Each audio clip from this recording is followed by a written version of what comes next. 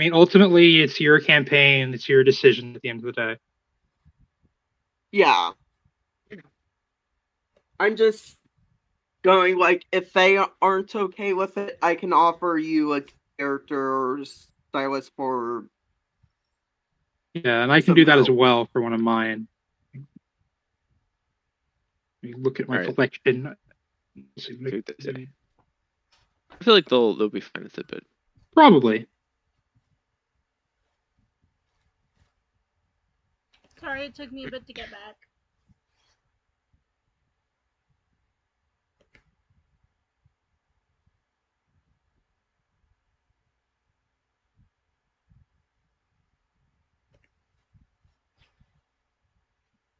I'm gonna go use the restroom real quick and just light a candle and we'll be back. I'll be back. alright.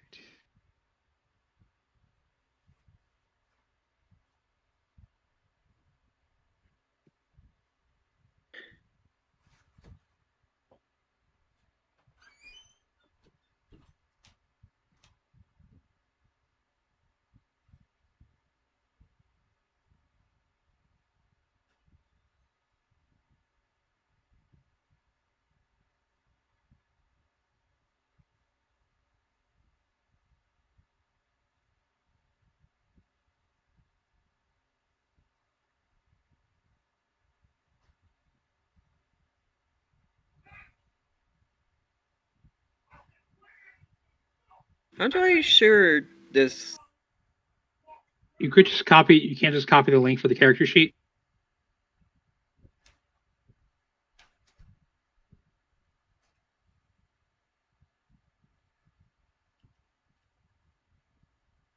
Do you want me to send it to you, Silas? In DMs? Sure.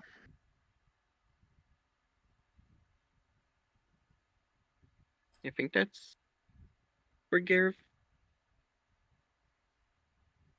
He's already been leveled up to, like, level 6.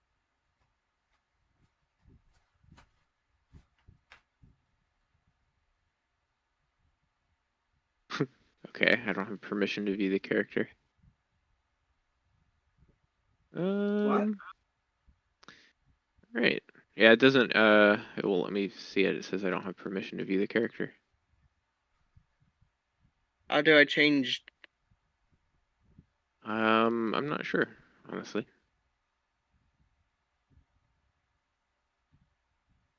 Do you want me to just screen share?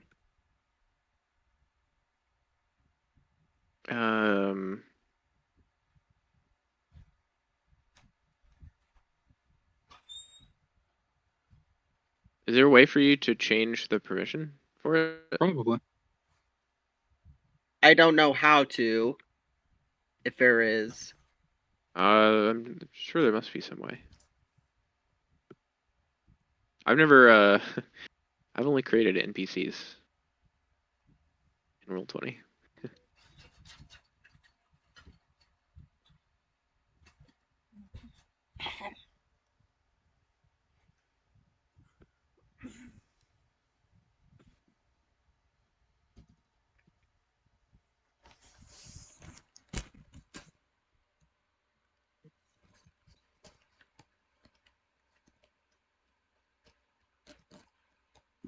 Is everything going on alright?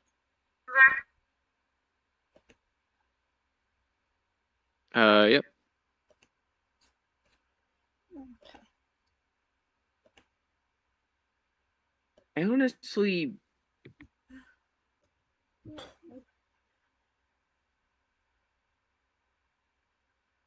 My profile...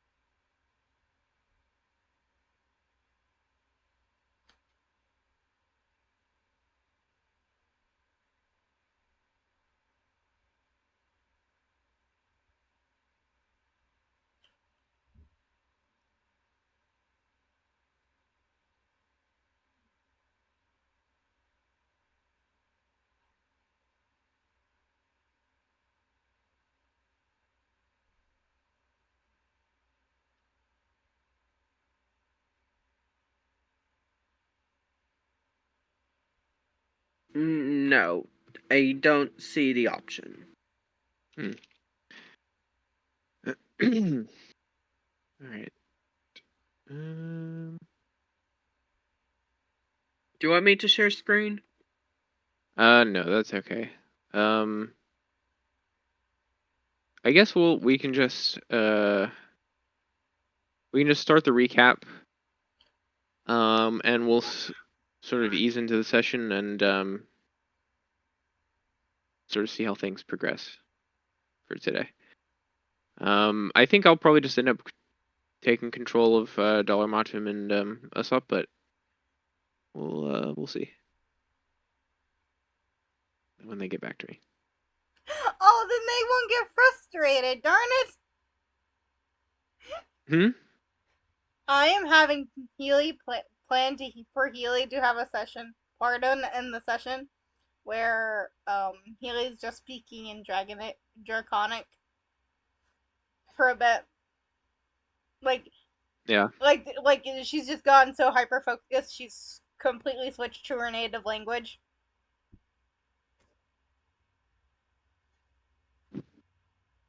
It's kind of something I wanted to do. Interesting. Can you? I sent you one of mine. Yeah, I think I can see. Is that also? Okay. Yep. Venusaur. Venus, yes. Because he's always just doing his best.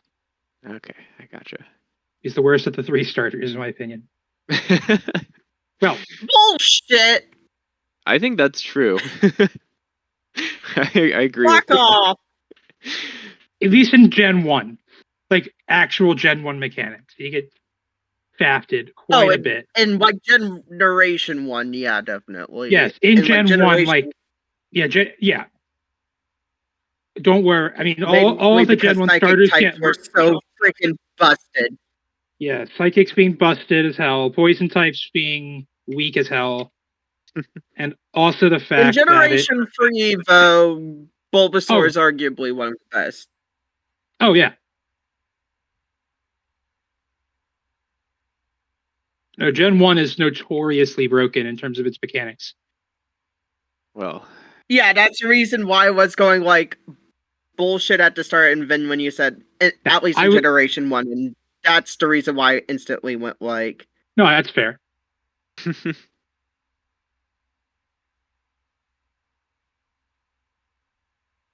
How the fuck do I change?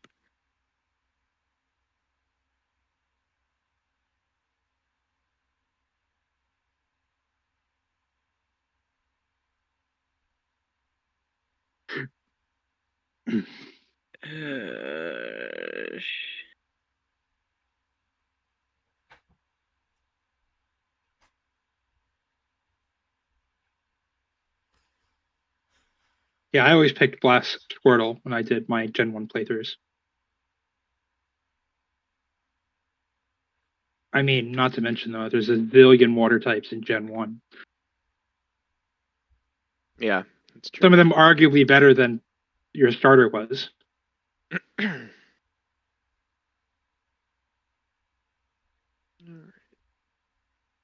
Let me know when you're ready. Or do you want to start the recap now? Yeah, you guys can start the recap whenever you want. I'm good to go. I guess I'll start. Sorry. You know what's actually kind of bad, but also funny at the same time?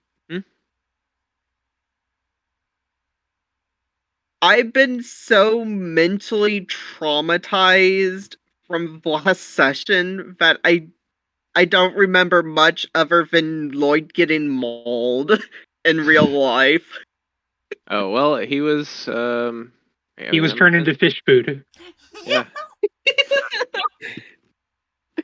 I am not joking. Neither was I. Yeah, he did get turned into fish food. Or there might be a little bit more underwater stuff. Survived, but I mean, we did that. We found the mystical orb that granted us +5 on all of our checks against the Aboleth. Yep. Well, as well as someone found a rapier and gave it to. I gave it to Luna. I did. I found a rapier. At Charmin, we make paper. Are you still mad about that? No.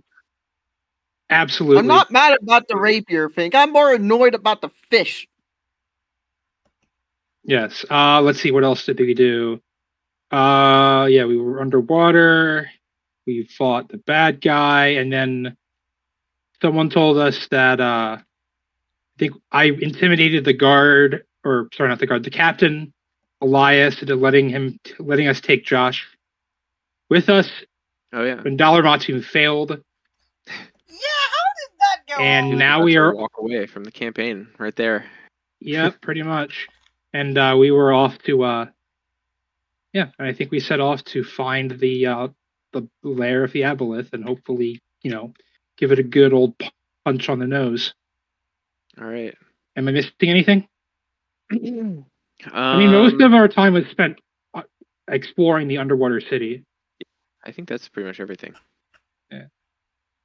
Okay. Until we got into a fight with the locals. Yes. Yeah. The locals who seemed to really like eating Lloyd. Yes.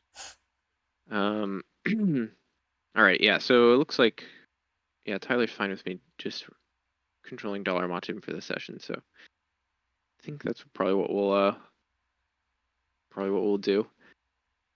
All right. So yeah, do you guys have a plan, by the way? So you know the sort of general location of the Aboleth. But do we have a plan to lure it out or anything like that? Not at the moment. I believe we were going to figure that out this session. All right.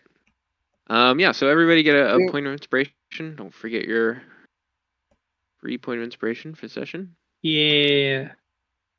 Oh, you're also welcome to use that NPC. You can either use that character I sent you as an NPC or as whatever. Okay. I'm not saying for this session, just whenever. All right. If you want to use it. If not, that's okay too. Just kind of made that in the back of my mind. Character sheet.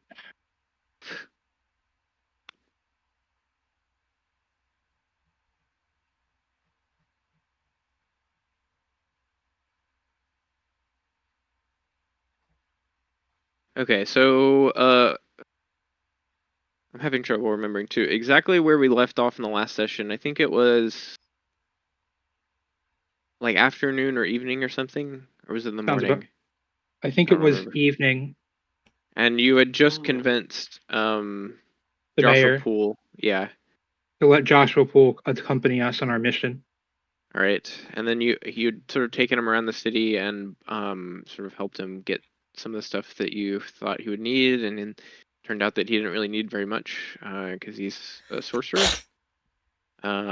So are you guys buying? I don't remember. Did you buy more water breathing potions last session also? I don't think we did. Okay. Well, according to my fishing. inventory, I still have 2 potions that I have that are unused. Okay, let's see. I don't know what think everyone else, but I don't like you- use them. You I did don't have need some one. extra, I think. I had 2 extra. Yeah, but like Luna's fishing. No one's like came to get her. So Water breathing potions are at 0 for me. yeah, they're Yeah, at alright, 0 for me well. as well. Well, shit. Let's see. Well, I'm just looking at I have 2 in my inventory. Because I think Dollar Matum also does not have any in his inventory. Dollar Matum does not. And neither does Usopp. Let Usopp. me check. I doubt it. He does not. Okay, so looks like we're going shopping again. No, because we went to see like what we could do to. They specifically need one type of fish that we need to get to cheapen the price. If I remember. Oh, the jellyfish. Yeah, the Yeah. jellyfish. Which was why Luna We was. could do that. Which is why Luna was fishing. Gotcha. She'd be Yeah. playing like it's that one mini game in freaking Fire Emblem Free Houses right now. Dollar Montum remembers that they went fishing for some jellyfish before. Yeah, There although happened when to we be a went, bloom. we were pretty far out to sea. Yeah, that's true. Also, they're relatively rare creatures, so. That's true. But it's possible. You never know. Maybe the mayor will give you some potions. You go and ask. Don't Well, the third option that we had was trying to convince we need some kind of bait to lure an aboleth out of its lair. That's true. Well, actually, I have it. Or there's a third option, which is a bit more unconventional. We could take him to the island where we found him, and you could convince him to redraw the magic circle. That lets him teleport us straight to the lair. That is also an option. What does everyone else think? Dollar Montum says, I think that we should redraw the teleportation circle. Yeah, that's in Drop character. right in on top of them. That's in character. Okay. Lloyd just looks at him before commenting, going like, and isn't it said that the Aboleth's lair is underwater? If anything, that just sounds suicidal. Well, how would Joshua Poole have been able to get in and out without, breathing underwater? Although I guess he never did actually go into the magic circle and teleport himself to the lair. Yeah. Joshua Poole, yeah, he sent he sent the slaves if through, somebody so he is doesn't even controlled, necessarily know. They leave underwater. Yes. Let me go back and see what the book said specifically. I know the real answer, but what does the book say? Yeah, here we go. And you guys still have access to the book, right? The on aberrations in the region of Rugia? Yeah. Yes. For the practical adventure.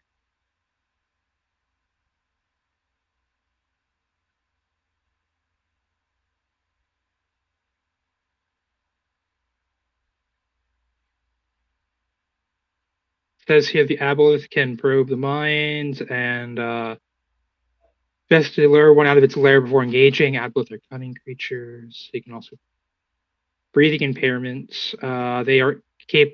They can transform the unsuspecting victims so that they are only capable of breathing in water. So yes, that is what the book says.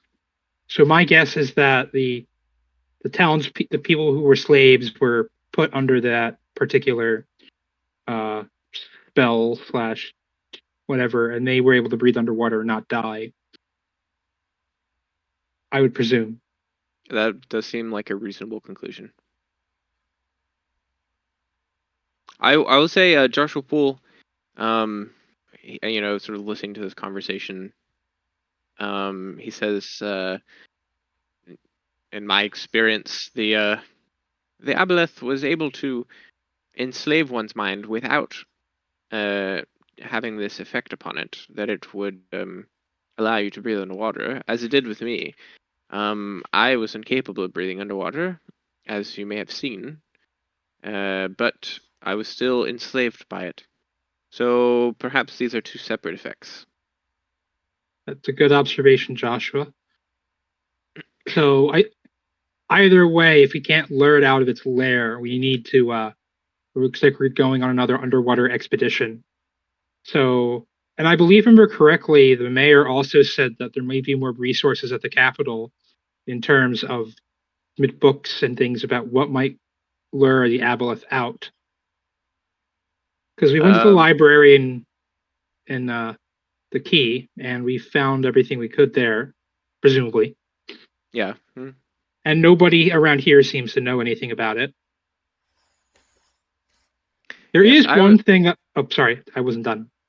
Okay, go on. There was that one person in the book, that Seth Graham, I think.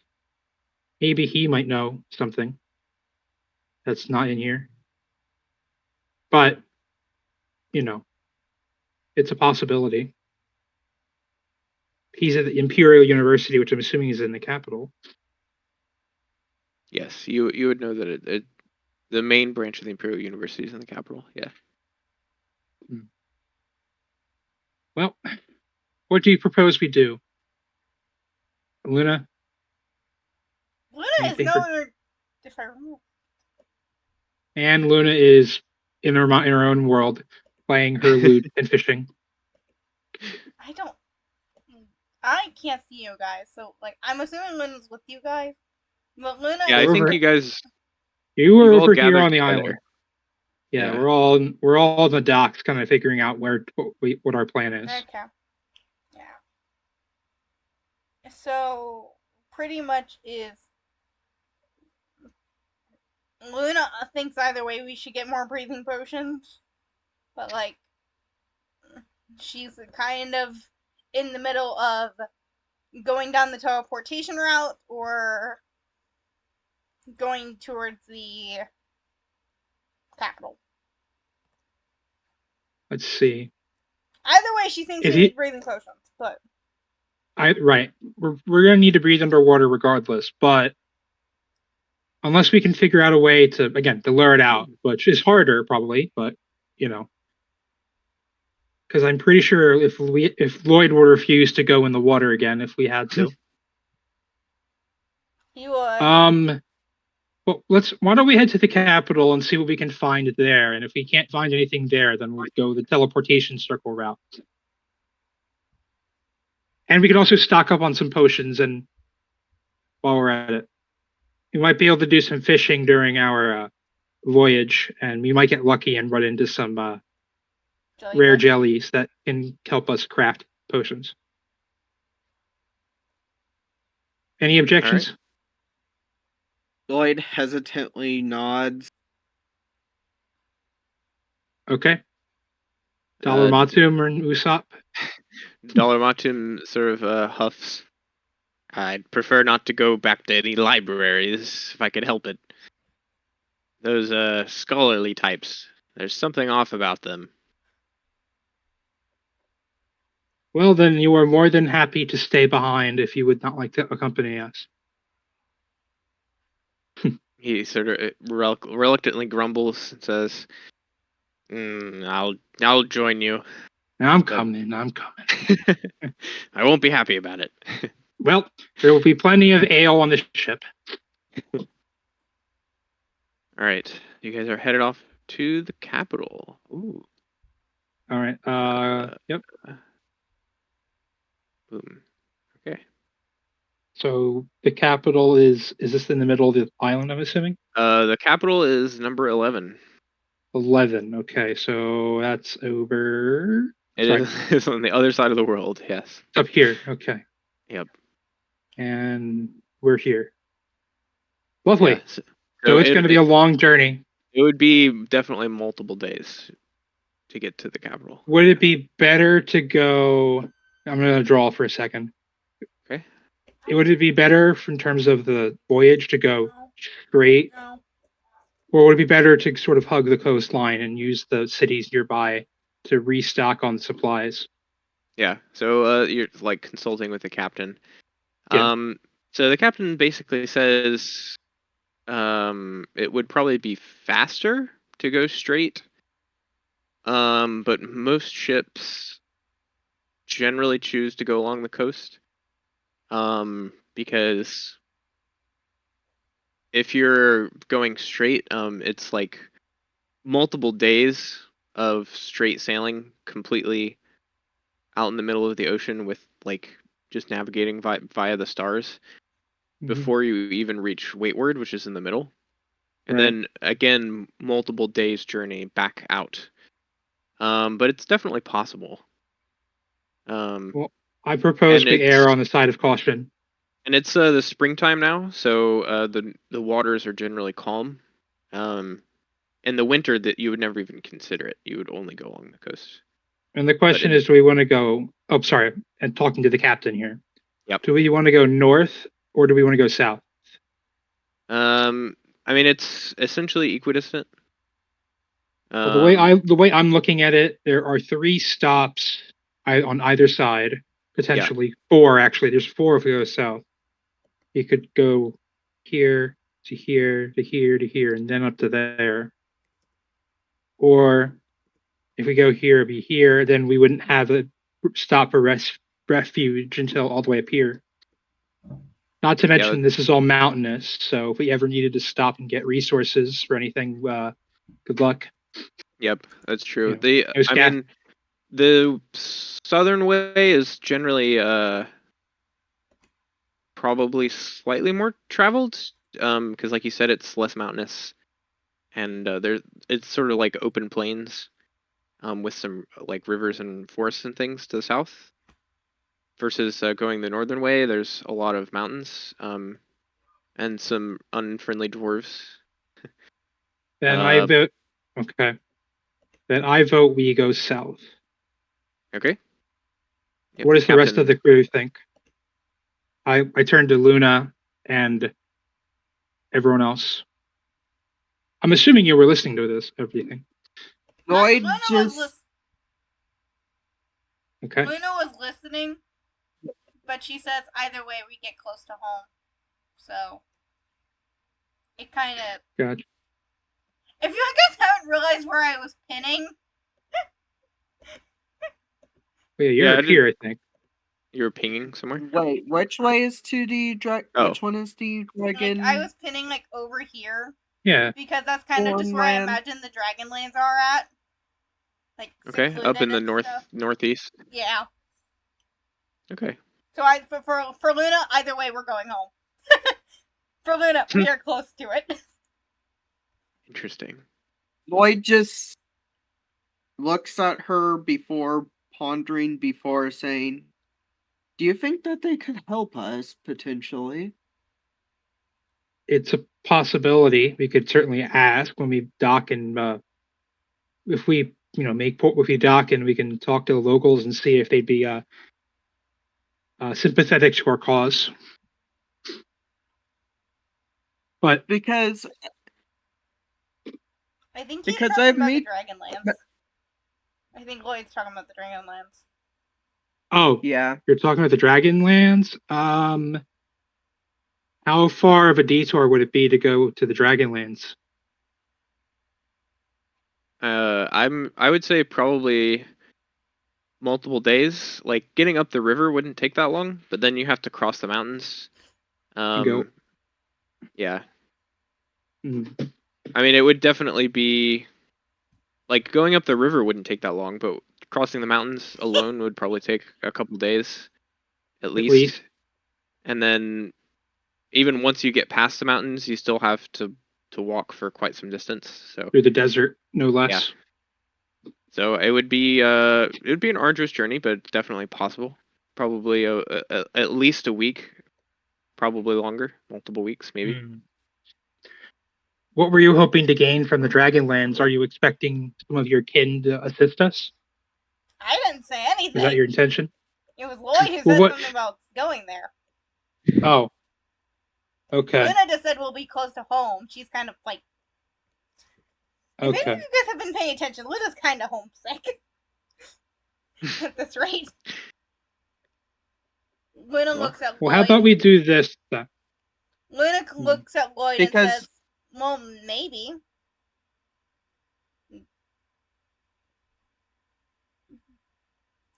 Surely they can have, like, some techniques, possibly, of luring them out, or possibly even, like, weapons or something. Or knowledge. She kind of just looks at him and is like, you know the dragons are kind of by themselves, right?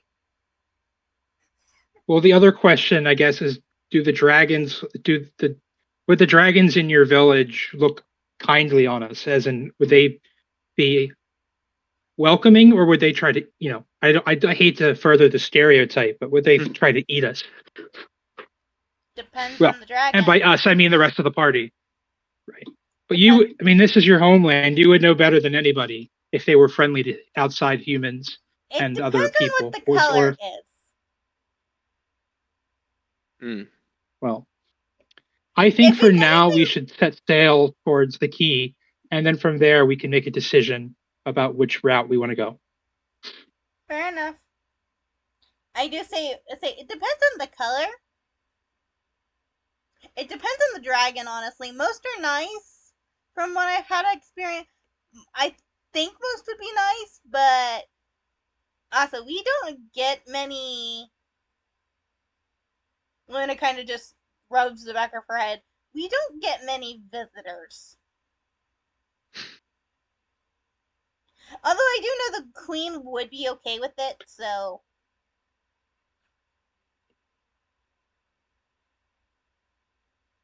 I've seen her heal humans before, so. Kill or heal? Heal. Lloyd comments, going like, I've seen some of their weapons. In fact, my rapier, if you look at it, as he pulls it out, showing him a mark from one of the blacksmiths from the Dragonlands, in fact, created this rapier. She goes, not my village. Luna's kind of just going, Mhm. not my village. All right. Well, again, we can discuss this on our way to the key. Yeah. Captain, if your crew is ready, we should shove off with haste. Yes, of course. Crew's always ready to depart. Then I'm let's going- drop anchor. Or raise anchor, Alright. rather. Unless there's any business that anyone has on the mainland. Nope. Is it safe to assume that the crew would get enough provisions to make it at least to the key? Yeah, And then, definitely. okay. We could stop at the key and get additional supplies if we need to. Yeah, I mean Well- it's essentially like a day or like a day and a half journey to get to the key. That's a So fail. Oh, then that's, you should have plenty of, we should have plenty of, supplies to make it that far. yeah, That's a fail. so Okay. it's not a super long journey. Luna's Three. fishing for jelly. What were you trying to do? Luna's trying to get the Oh. jellyfish. That's what she's trying to do. Yeah, I think Alright. the jellyfish are pretty rare. So, all right, yeah. So you set off. It's sort of late in the evening when you leave, so you expect that when you arrive to the key, it'll probably be sort of nighttime of the following day. So you guys have about a little over a day to be completely on the boat. So what are you guys gonna do with your downtime? Can Lloyd find anyone to spar against? He looks at Lloyd and I shake his head like, not me. I think Dollar Matum would take you up on that offer. Are you gonna spar Dollar Matum one more time? Yeah, sure. Oh boy, here we go. Let's Let's see if the DM can do any better than than Dollar Matum. Luna's just Right. fishing on the side of the boat. I'll just say I'm doing my typical thing. I'm reading, praying, meditating, all Mhm. that fun stuff. All right. Well, Lloyd, roll initiative. Right.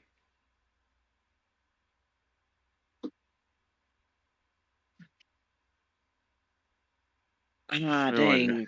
Dollar That's Matum actually actually goes first this surprisingly time. low. Let's see. Is he- Uh, I'm going to have like Lloyd like 30 feet away from Doramatu. okay. How far are they right here? 6 squares. Where's the around 30? 1, 2, 3, 4. We'll be back here. Here? Okay, he's gonna use he's gonna rage as a bonus action. And then he's going to probably shoot you with his longbow.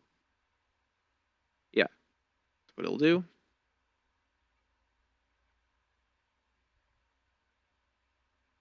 Okay, oh, a nat 1 and a nat 20. Nice. Alright, so that's 10 points of piercing damage, Lloyd. he's gonna step back 5 feet. Is that right?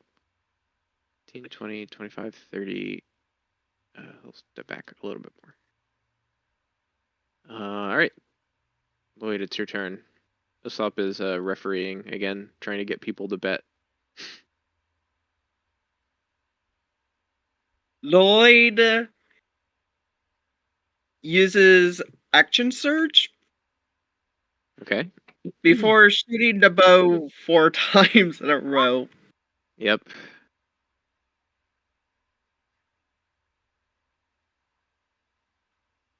Okay, What so is 16 and higher. 16 and higher hit.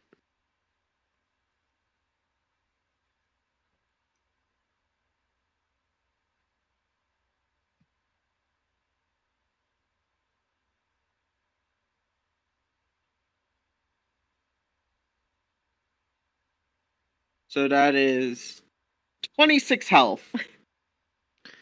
26. Okay. But he takes half damage because he's raging. Oof. Tough. Alright, is that your turn?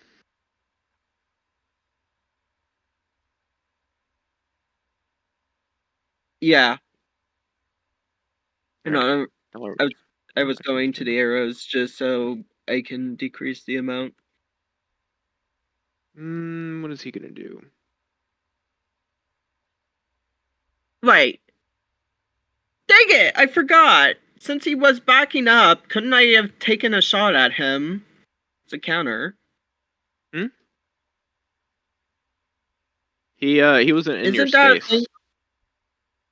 So it's only if he moves out of your space. So you said you started 30 feet away from him? Yeah. So him backing up, he could do for free. Yeah. It's only if you're adjacent. Yep. All right. Got it. He is going to try to shoot you again. With his bow. Oh, actually. Can he use the Ring of the Ram to knock you off the boat? That would be kind of funny. I think he's too far away. Yeah, he can move closer though.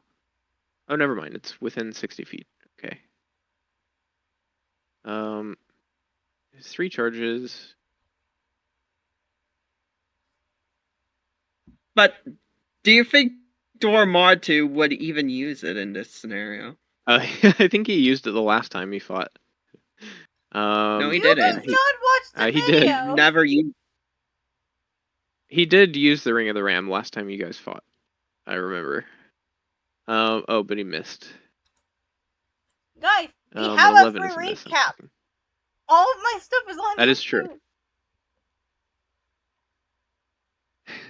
It's too much effort to go back and check. Yeah, I think that. The ring Misses. Yeah, it misses. Wow, that's just depressing. Okay, well, that's his turn. Lloyd uses the longbow again twice. He got this dollar match him. Oh, he does not got this. Okay, yeah, those both hit. And dollar match him has been defeated once again. He, seeing that he is defeated, he sort of departs below deck in a huff. He doesn't talk to you for the rest of the day. Why am I All right. not surprised? So with that, you guys are headed off. Wait! At to the this key. rate, Lloyd should get like a duelist. duelist You don't key. need it. You don't need the advantage. You're already winning every single duel. If anything, Dollar Macho needs the help.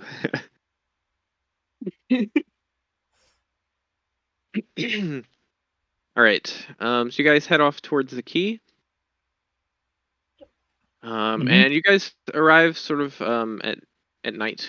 Is there anything you guys want to do while you're here? Or are you just gonna sleep the night away and depart the next day? Let's see. Hang on.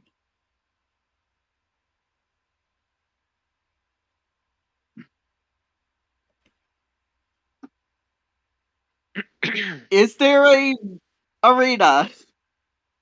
There's There- the horse. There's An the horse racing arena. track. Yeah, they do chariot racing, horse racing. I think they do occasionally do gladiatorial matches. But So, not often. You could sign up and you could try it, but they probably aren't having one today. Chances are. Lloyd just checks in, just curious. Yeah, so it's nighttime, but you can see the schedule. It looks like they're not having any matches today, but tomorrow, which is the day, so it's nighttime. It's like 11 p.m. or something. So the next day, they're going to be having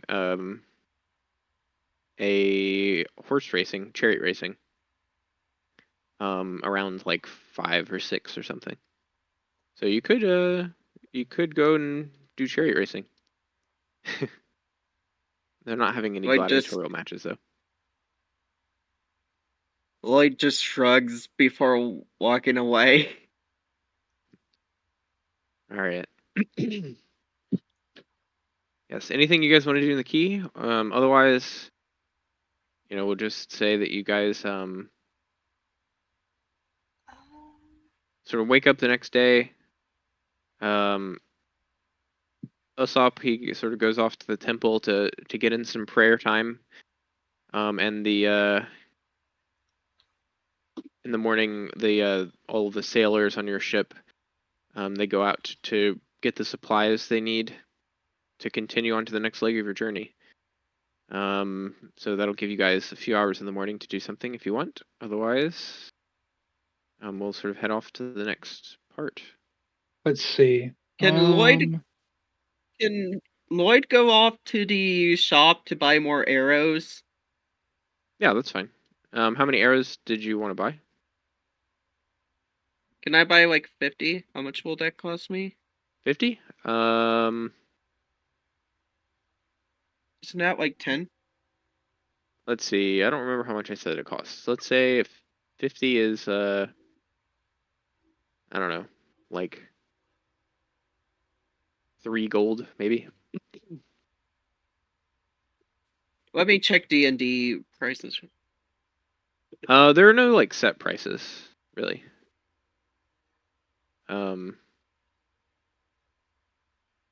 You kind of make up the prices as you go.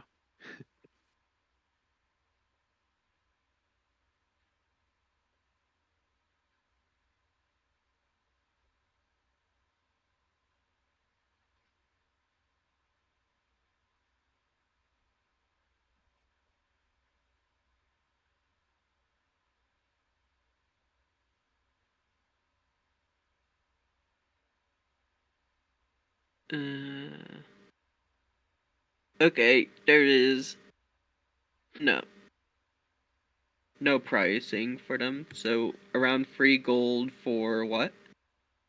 For 50. How many? Oh, okay. I mean they're relatively cheap, I would say. Let's see. What do I want to do? Because I'm just realizing how useful the bow is. Yeah, I mean it's a useful thing to have. Like, I originally thought I was gonna be more reliant on the rapier, and then once I saw how good the bow is, I just went like, this is really good. Especially considering I picked up the archery thing without really thinking about it that much, only for it to turn out that it's really good.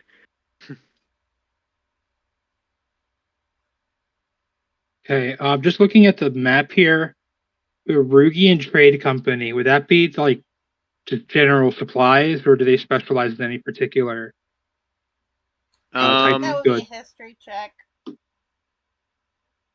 You would pretty much know. You've actually interacted with the Region Trade Company before. They were the ones that way back in one of the first sessions we did. They were the ones who their warehouse was getting stolen from. Oh! They're sort of less like they're kind of like a merchant's guild type thing. Okay. So they buy and trade like bulk goods basically. Okay. Let's see then. Would I have time to check out the theater? Yeah, I guess. Number 7. Well, actually, it's in the morning. So I So don't know no. that they would. Yeah, I don't think they would probably be having any performances. I would say because it is almost the weekend. They probably would have a performance tonight. It just wouldn't be in the morning. So you'd have to Okay. delay your journey a little bit if you wanted to see. Let's see. Can I stop in and speak with the governor, maybe, Yeah, if you'd like to. if I may? All right. Yeah. So you guys, it's Well, easy enough to I get. mean, does everyone else want to come in, or is it just me? Anyone I'm else not- who wants to come can come. Anyone can come, but I didn't want to I think pigeonhole anybody a indefinitely. dollar Montum would Lloyd definitely goes want to to the follow you. theater just so he can watch what's going on in there. All right. It's a theater. They're just sort of setting up for the performance later in the day. So there were some people who it's like one of those like Greek like amphitheaters. So they're sort of like setting up some things on the stage, getting some of the like backgrounds ready, kind of rolling things around. But there's not a ton of activity over in the theater. Dollar Motum will join you in going to the governor, I think. Okay. All right, yeah. So it's easy enough for you to get an audience with the governor. You go up. You're halted by the gate guards again. But you pretty much say like, "Oh, we're the people who've been here like a million times," and then one of them recognizes you and says, "Oh yes, I'll go get the governor immediately."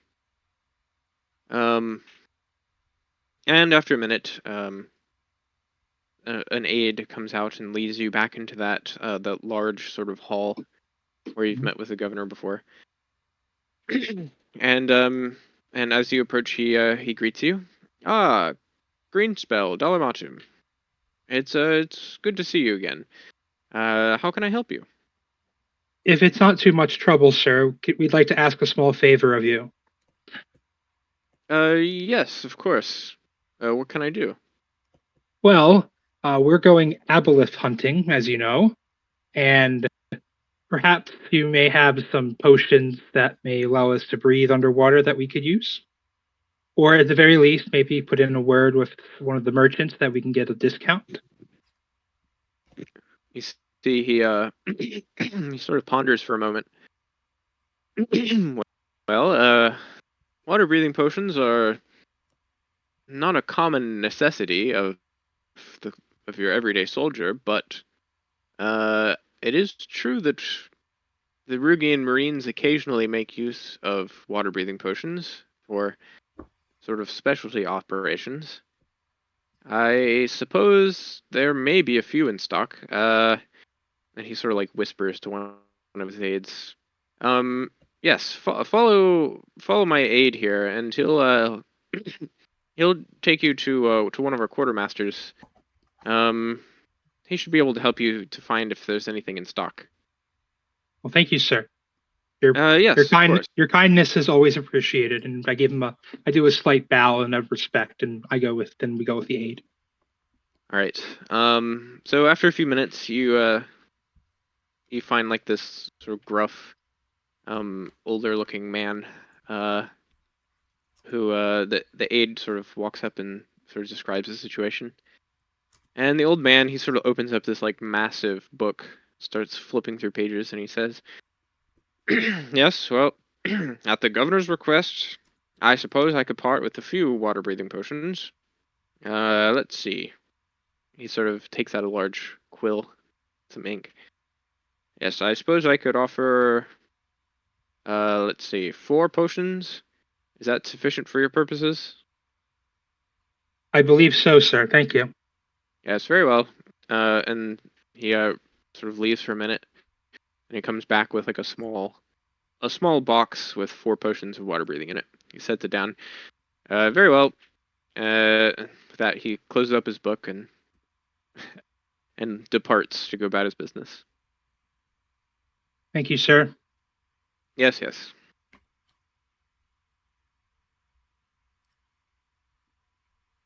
Okay. Fowler's So Green Spell. you're just with me. Okay. So I'll take the 4 potions and I will put them in my mystic bag of holding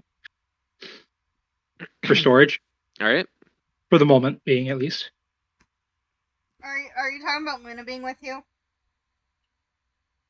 I mean, you're with me, so it's fine.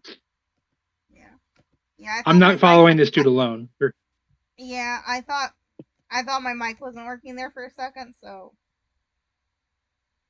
because it was yellow, so I just kind of didn't. Oh. Oh, that's fine. All right. Well. Well. With that being said, I'm looking at we the got our water. We got our. phone, so. Oh well. We got our water breathing potions, so if we need to do an underwater expedition, we can. We can.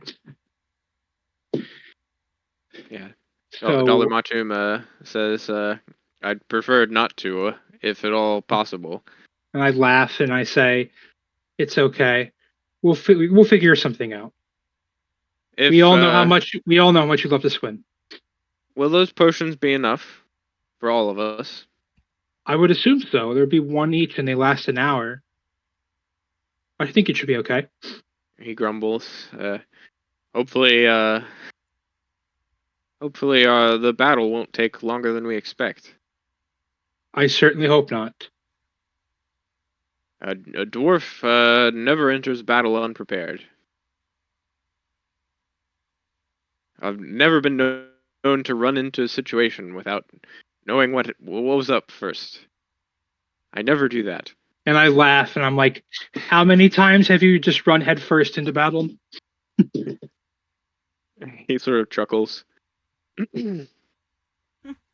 Well, I may have done it on occasion, but All right. do as I say, not as I do. Whatever you say, Master Dwarf. And then while we're leaving, let's see, is there anywhere else we want to stop by? I'm going to go back to the harbor and check on the captain and see how his supply run is going. Yep. Is there anything? Is there anything anywhere you would like to visit before we leave? To Dalamatu? No, I think I've settled my business here, at least for now. All right then. If you'll accompany me, then we'll get back. We'll get the others, and we'll make our way back to port. Very well. All right. So I'll make my way to the harbor, and I would like to speak with the captain and the crew. Okay. Are they, assuming they are they still out, or have they returned from their supply run? Yeah, I think that they at this point they've pretty much loaded up the ship, and they're ready to go. Okay. I turn to the captain, obviously exchange pleasantries and everything, and I ask him how many days provisions were you able to secure?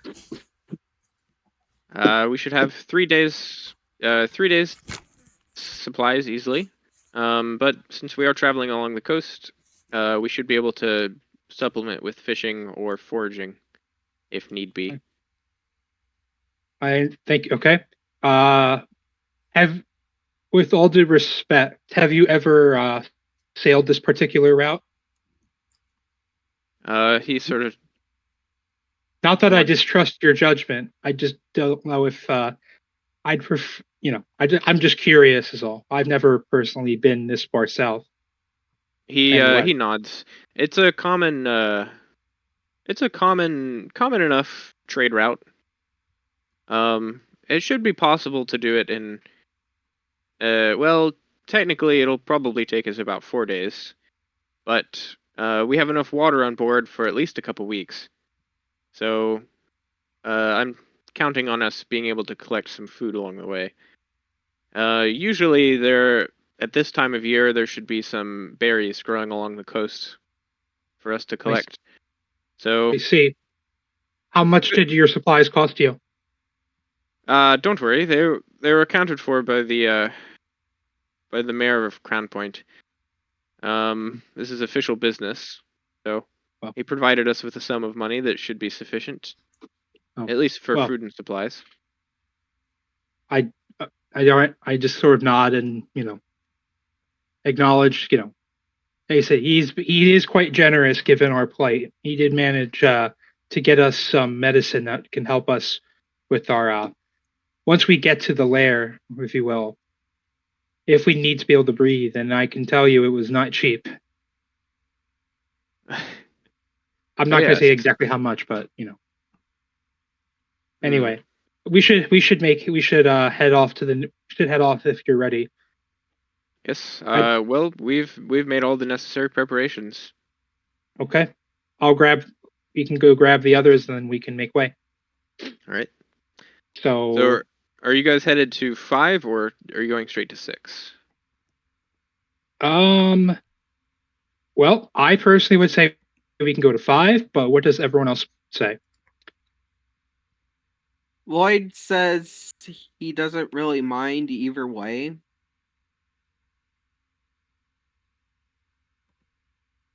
Luna? I'm thinking.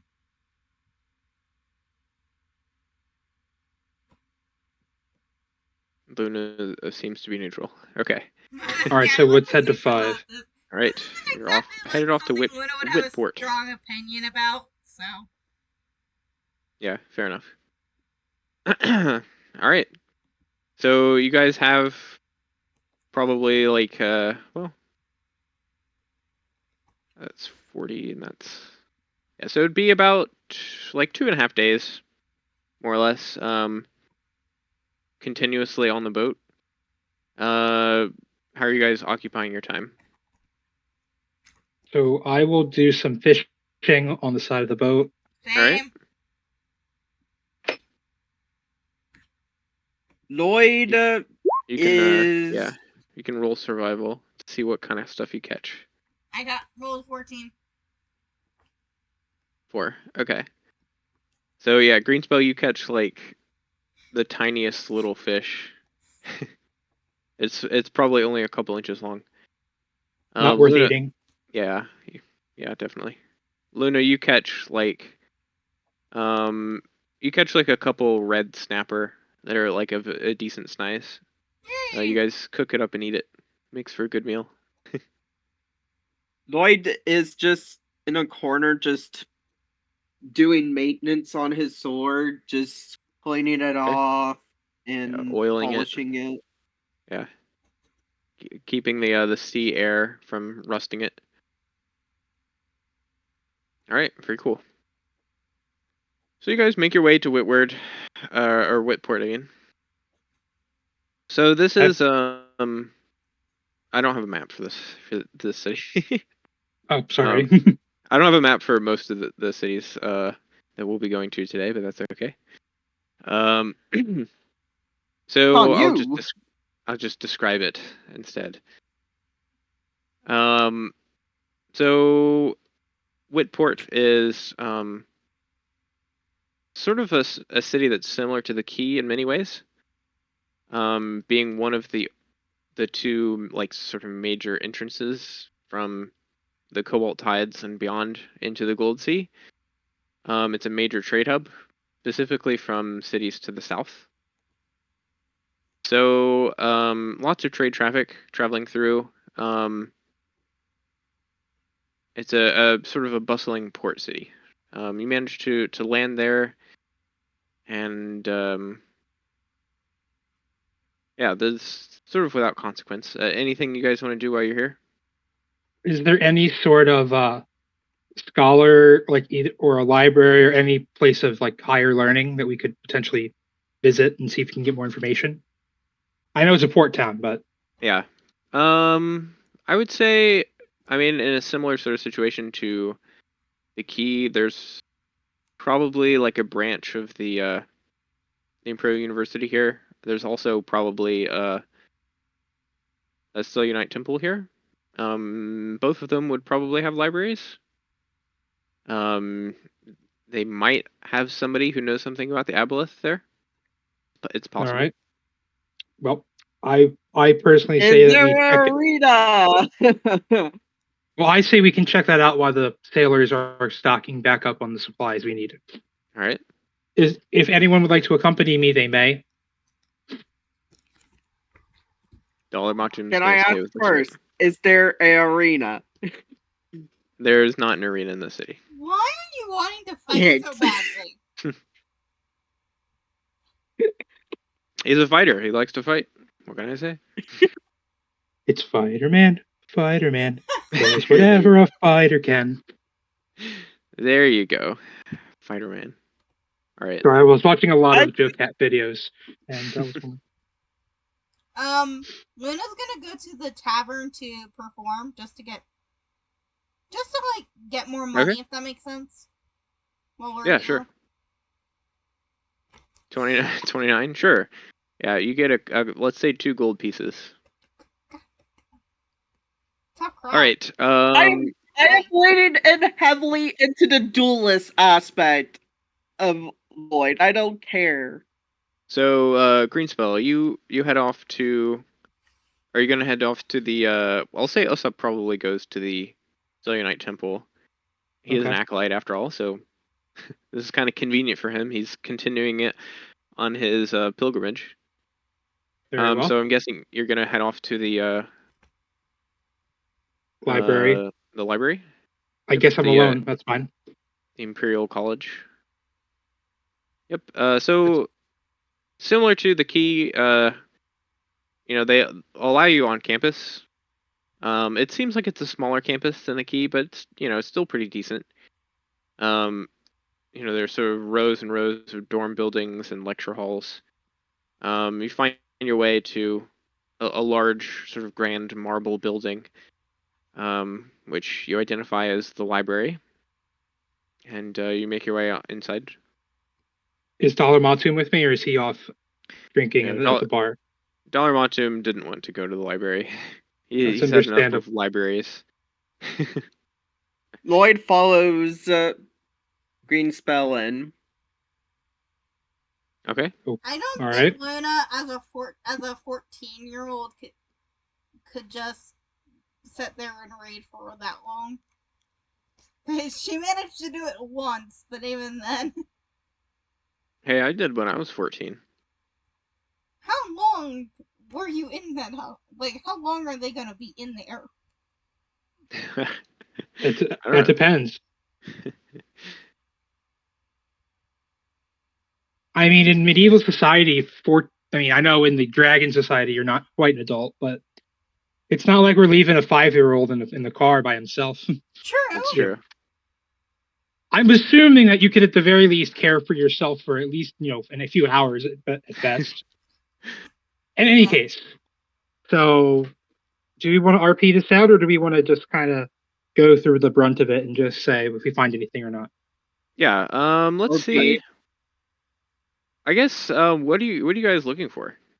So we're particular? looking to see if they have any books on aboleths and other aberrational creatures in the.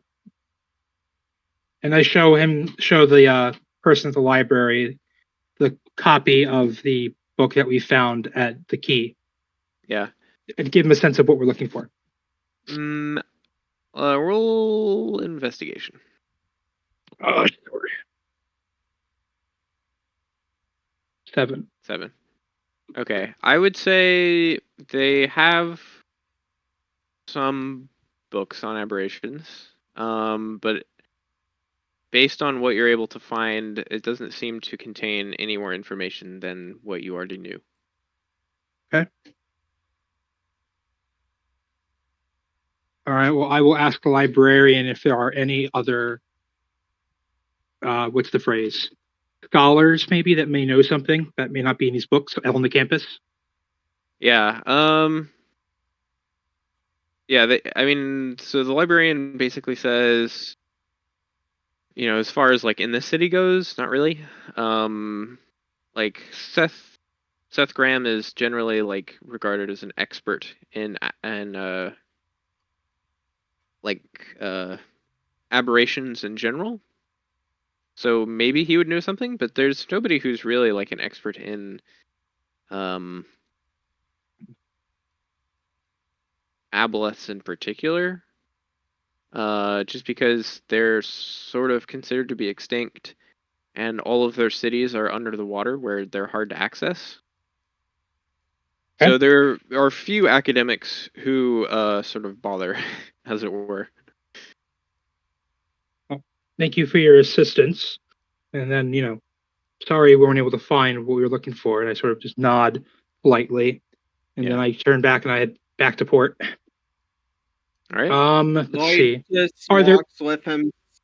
Are there sighing, any other just going points of like, interest in the town "Hmm." besides the basics? You're in, you got your tavern, you said you had the Selenite church. Yep. Any other points of interest? I know you don't have a map, but there you would have. Let's see. I mean, you could potentially talk to the governor, or the the mayor governor does it. of the Well, city. they don't know who I am, so That's true. I'd just be a stranger. Other than that, I mean, No. not really. Okay. All right then. Well, I would say we can probably be on our way, unless there's any objections from the party who they want to do something else. No. Okay. All right. So you guys depart from Whiteport. The captain makes sure you have enough food for at least a couple days' journey as you head Okay. out that way. And to Sufflo. Right. So you have a couple days on the ship again. You guys gonna do anything in particular? Or Jellyfishing. Oh Well, and I mean, those survival or nature? yeah. Let's do survival. Nat 20, yay. Yeah. So, Okay. Yeah, you'll manage to catch. You sort of recognize that you're passing through the warm waters where the jellyfish might be more prevalent, and you manage to find, let's say, 6 or 7 jellyfish. Considering Let's see, and Luna's wisdom is like a -1. yeah, we'll say that Luna, you managed to find some jellyfish too. You noticing that that Greenspell is catching the jellyfish, you hurry over to the side of the ship and catch a few yourself. So maybe your total haul is like 9 jellyfish in total. Yay! I'm still saying I'm impressed because Luna's wisdom is at like total wisdom is 8. Well, you rolled a nat 19, so that's pretty good. also, if your wisdom is at 8, then shouldn't your modifier be -1? It should be. Unless you're proficient in survival or something. Whatever, it doesn't matter. So does You're that mean proficient. she technically rolled a natural 20, but it got reduced? No, she has a 0. Yeah. So she has to have either 10 or 11. Survival, wisdom, or intelligence. Survival is It is wisdom. Yeah. Unless you're proficient and the offset, the 2 offset or something. It isn't. Well, but in any case, it doesn't matter. That's kind of weird. I don't know. She doesn't have a persistency in that. Her wisdom's at 8. Her intel. Okay, you want to hear what all of Luna's like deals are? Nope. Metagaming. Sorry. I wonder if that's a. Oh. Yeah. Okay. So it's from being a bard. Yeah. Oh, she gets a bonus. Okay. It's Anyway. a bonus to all of your non-proficient skills. All right. Well. +1. So that would be Okay, why. so it was There my you go. class. Okay. All right.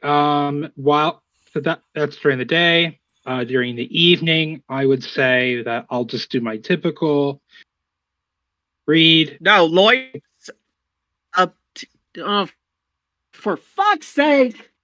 What did you do? I'm just going like, I want to do something, but then he always just interrupts me and just goes like, nah, pretty much.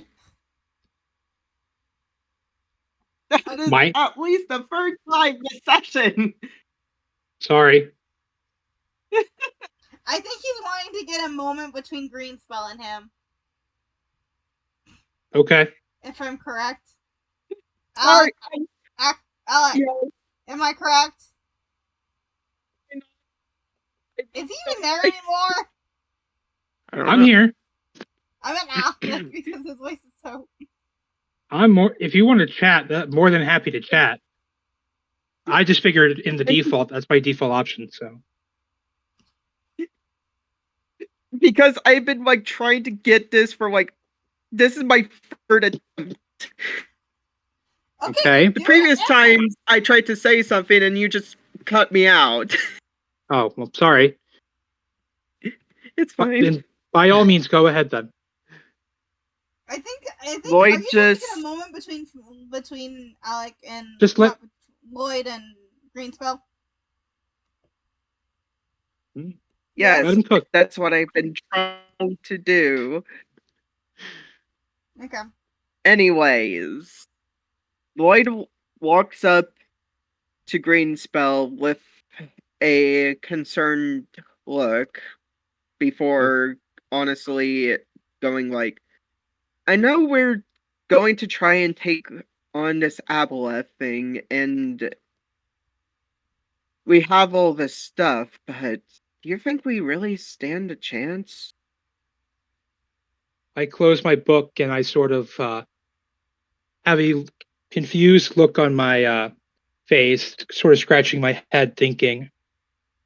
And I turn to Lloyd and I say, I'm not entirely sure. I mean, this is my first adventure, but I suppose if we just do the best we can, well, then it gives us our best chances of survival. And I get up from my chair and I ask if he's having second thoughts about this voyage. No, it's the right thing to do, but it's just that after that whole incident, it's just caused me to doubt my own skills. And Make me I, really wonder, well, will I even survive the next battle? all right, getting up from my chair, I sort of turn and I go to tap on the shoulder, although being my size, it's more like their hip. And it's like, you're one of the best fighters I've ever known. If anyone would survive this battle, it would be you. If anything, I'm surprised that they, if anything, I'm more concerned that they're going to eat me, given that I'm, as you can tell, I'm more of an appetizer than a main course, if you will. Lloyd laughs a little bit before commenting, don't worry. Whatever the Aboleth does, I'll try to be the main target of it. And then I also turn and I also say, keep in mind too that there's no shame in retreat if we need to. This aboleth has been stirring for thousands of years. I'm sure 1 or 2 days isn't going to make a huge deal. The last thing we would want is somebody in our party to become its servant. Agreed. So I hate the thought of taking on friends. Almost reminds me of a stupid fight that I had. you never did tell us much about your background, did you? Or about your homeland, if you will. Yeah. Would you like to I'm more than happy to listen if you would like to elaborate. And I pull up a chair for Lloyd. Lloyd nods before sitting down. Believe it or not, I used to be a noble with part of the land and controlling it. Well then. And I'm guessing something happened then. Yes. My father was ill, and another petty lord came in and took over while he was ill, and a lot of one of our soldiers died that day. Meanwhile, So I you're was forced to with some of the my retainers. huh. Well, we were alone when we found you, or when we encountered you. I take it that they did not make they did not survive the journey. Maybe. One died out in the forest from a bear attack. The second held off some troops in the town so I could get on a boat and leave in peace. I still hate how I did that. I left them to die. Even though they said they were doing their duty. Well, I don't know that much about duty and all. I am still, but in my culture, death is not the end.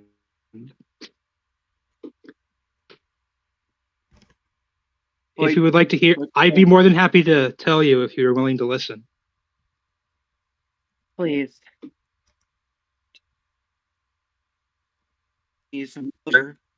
Of course. Well, I'll sit up. Would you like some tea or anything? Yes, please, if you have any All to right. offer. I'll take some Sorry. chai. So I'll get up and I sort of poke around at my kit, and I pull out like a really crude cup with some leaves in it.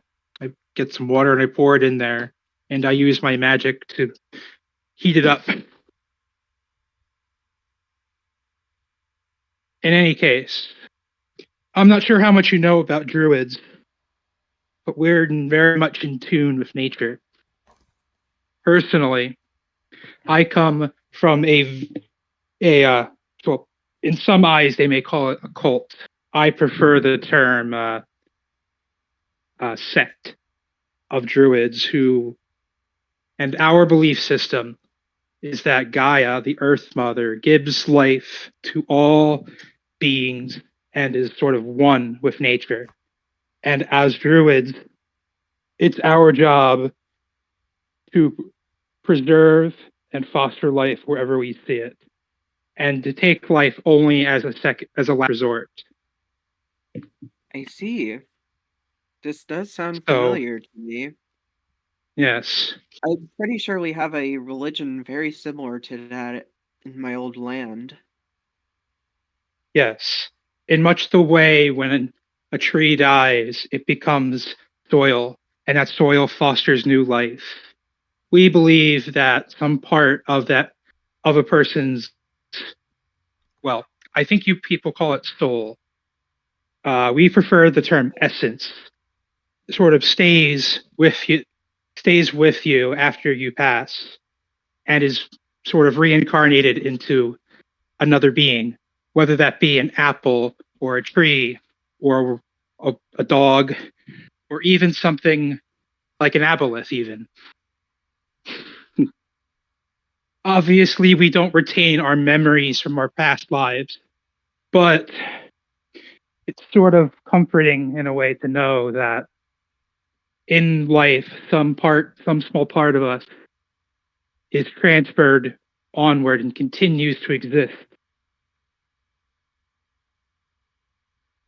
So, And at least that's my belief. On my travels, it seems I've come across a number of different religions and other belief systems that, at least in my opinion, can go exist peacefully, if you will. Much in the same way You can call a tomato, or you can call it a tomato. At the end of the day, it's still the same fruit, if you will. Lloyd goes down, looks up before saying, "There's a strong difference, a religion and a cult. A religion is something that you can look at and learn some important points from, good points that helps make you a better person. Cults, on the other hand, only encourage negative behavior, stuff that makes you do horrible things because they think that it's right when it's not." Yes. Well, during our adventures, I've had to do a number of what some might consider horrible things in the service of the greater good, and I'd be lying if I say that I hadn't personally struggled with it myself. Sometimes, killing an enemy is the more merciful choice than letting them live, especially if that enemy would only cause greater pain and destruction if they were to be left to their own devices. We were always taught in our Druid sect that life was sacred and must be preserved, but our adventures have. Sometimes people need to die. They're Oh, just too evil to be left alive. well, I won't argue if everything dies eventually. Nothing, with the exception of maybe Gaia herself or itself, no one's ever really figured that one out. Everyone has their interpretation. Everything dies eventually. It's just whether or not that it's by our hand or by her hand. In any case, I must be rambling. You'll have to excuse me. I think it's spending too much time with the dwarf. Your mic is squitching out again, just so you know. Oh, 1 second.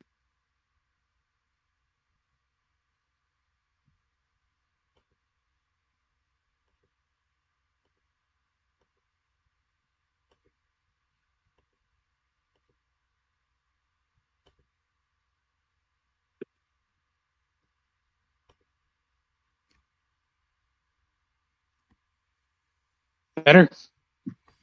Yeah. Yeah. Okay. All I was trying to say was that I've probably been spending too much time with the dwarf, and I just sort of chuckled to myself. He has a very single-minded opinion of the world, if I may. I know you two aren't exactly the most chummiest of friends. Honestly, even though he probably doesn't see it that way, but I admit I've taken up a few traits from dwarves, such as feeling really offended if anyone slights my family. Well,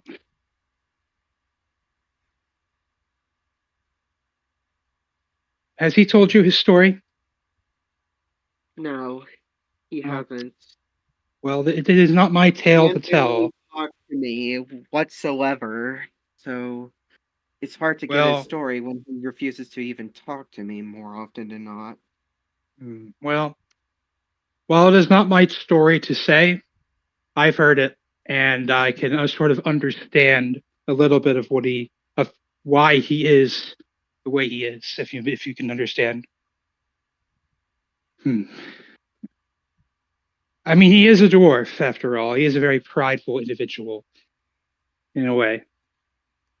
But I will say, underneath all that is a mask of sadness he tries to hide. Why do you think he drinks all that much ale? Surely it doesn't taste particularly good. I tried it once. It tastes like piss.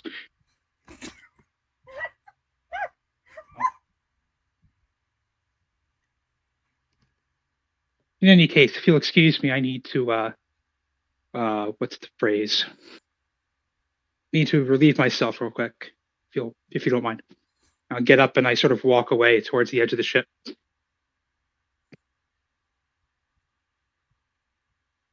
Lloyd continues drinking his tea.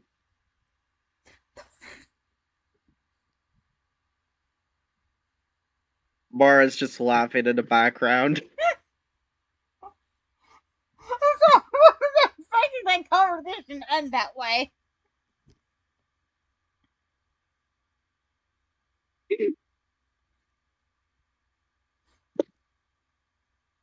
Green Cell comes back.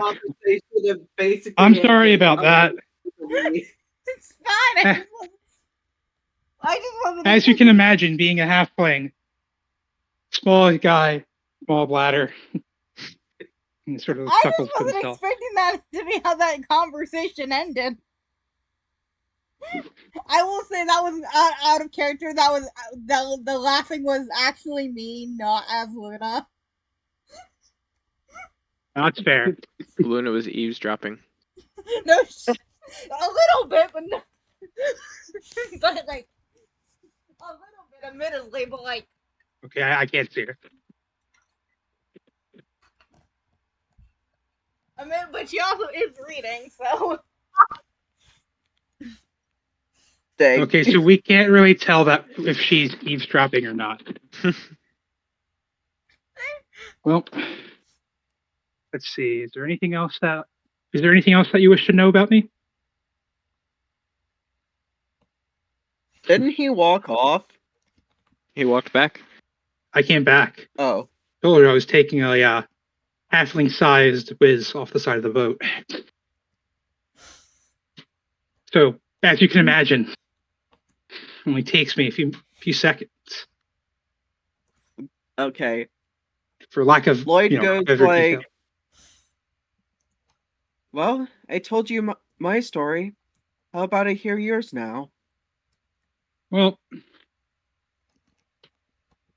certainly, although I do say that my story is not nearly as eventful and as tragic as any of. Perilous. Yes, well, Who is Oliver? as I Good's mentioned backstory? before, I was born and raised in a druidic sect, and we are sort of around here-ish. And I sort of I pull like a piece of parchment out of my belt-ish, and I pull up a map of Crown Point, and I sort of show up in these woods area near the coast. I mean, it's a pretty simple life.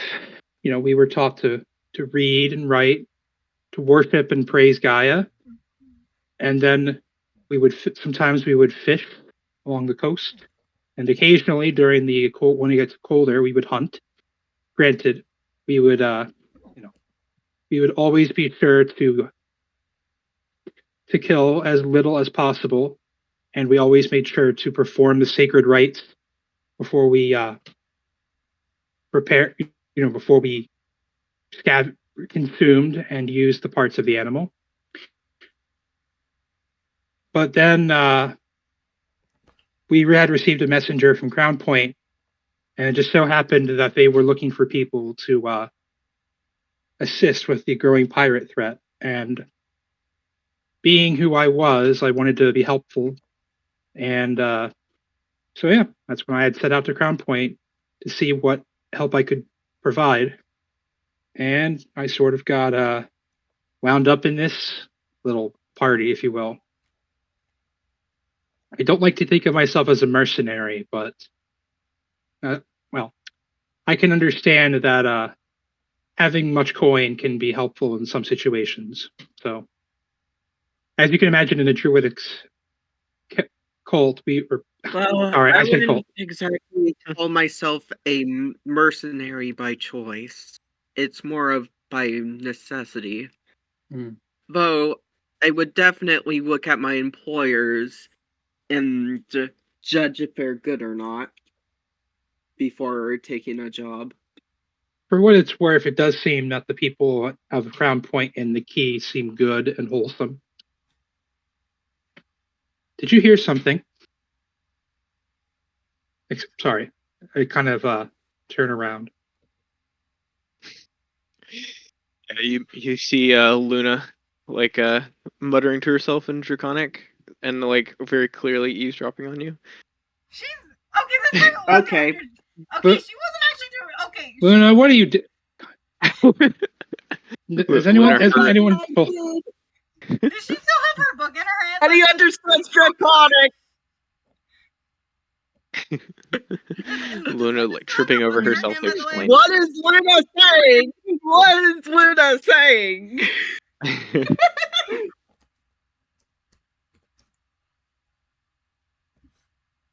I'll type. Luna is. I'll type it out.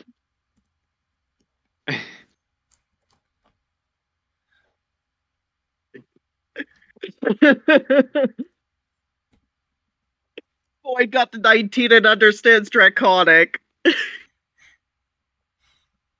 have to translate because I don't speak Draconic. Hell, I didn't even know dragons were real until we encountered Luna. I thought those were just tales that were told to children to She pretty much scare said, them into behaving. She and pretty much sleeping said, at night. said, "I will never get half of these scriptures." Oh. All else. It takes a lifetime of reading and understanding and meditation to understand these texts. People have spent their whole lives reading and still find they have much more to learn. So do not fear and do not pout. She's like, Even I don't fully understand these books. you don't understand Draconic at all, and this is fully in Draconic. Oh. I thought you were talking Can about something Lloyd else. make a history check? He can. Or is this religion? I would think it's a religion because it's a religious text that she's reading. But this could also be a history check as well. True. And the DM's gone.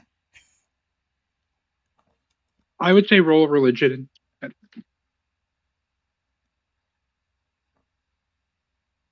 Okay, if you say so. Worst Unless comes we to want worst, to we wait just. for them. I mean, sure, it's up to you. Well, it depends on how you roll. I'm gonna wait. Yeah, but I'm just gonna wait until the DM comes back because there's two different things that one is more likely to work than the other. Right.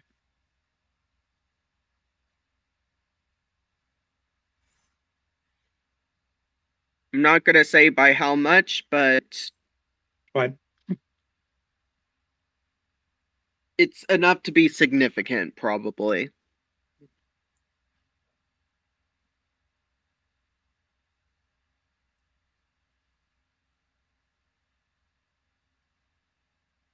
I still can't get over the fact that Luna has a plus 11 in performance of all things. Like, I'm trying to understand stat-wise how that works. And don't, because at the minimum, I would be plus 4 for ability scores, plus 3 for proficiency. And I'm guessing there's some class ability that gives her an extra bonuses and performance-based checks because of, because Bard. Okay. So she has a You don't have to tell me. I'm just thinking aloud here. Okay, I will say this: she has a full proficiency at performance. But when I rolled when I rolled dice to see what her deals were, you want to know what I got a nat 20 in? When I was rolling the dice to see what her stats would be. Was it charisma? Yeah, it was charisma. Oh, so you did that way. Okay. Oh, see, I thought we all did point buy. And you can't go over 15. But I guess no one told me that. That's all right. Well, she could have just also invested all of her points in charisma. I only invested 1 point in charisma this entire time. Well, for So Luna has 21 points of charisma. Right. So I know for point buy, when you set up a character, you can It maxes at 15. Yeah. Obviously, if you have any magic items or class abilities, then yeah, sure, you can bump it up higher. But I know just using that maxes at 15. Yeah. Because that's Like, what I did. even for me, like, my highest score an 8 with a close 7 in 2 skills. I will not say which ones. Yeah, how does Luna have such high charisma? Yeah, DM. I wonder why. Well, it's because she I, rolled her stats and we used point buy. Oh, really? Apparently. I mean, I'm I- not going to tell you to change it, but I'm just like wondering. My Cal. Do you want me to change Yeah. it? No, don't change it. It's fine. Yeah, that's fine. This is more just an exercise in, how did this happen? More if not, change it because it's too high. I'm not going to. Yeah, I think I feel like I did say to rolled use a nat point 20 buy. for all of them. I rolled one and that I rolled a 20 a d20 dice for all of them Yeah, that is Well, generally also something not. that, for all my stats and I mean, some DMs do that, but I like to use point buy for my campaigns just because it gives like a more even spread of characters, so you don't have Sorry. someone who's completely Gotcha. useless and someone else who's like completely overpowered. I think tradition. Honestly, I like point buy because it allows you to be more versatile with what you want to do with characters instead of Right. going like, oh, I guess this character has like 6 strength and like 20 constitution. Yeah, that makes sense. Well, generally speaking, when it comes to rolling stats, it's usually 4d6 and you drop the lowest value. Yeah, I think that is. So you max also at how it does 18. work, Yeah. okay. But again, Yeah, because I think that typically the highest you could ever possibly get for a character is 18, and then sometimes you can get like racial bonuses or something that'll increase it to 20. But And plus, I don't think she's that overpowered in stats because no, it's fine. and I was using the point buy system. I have like a 20 in something and 18 in another with all around still high stats. Gotcha. And Yeah, I was that's using fine. point buy. Right. yeah, because you also get some increases because you guys are level 6. You get or is it 1 increase or 2? I don't remember. But yeah. So, I mean, you guys should have. highest is 15, which is dexterity. So Yeah. I definitely don't think she's not that Luna. overpowered.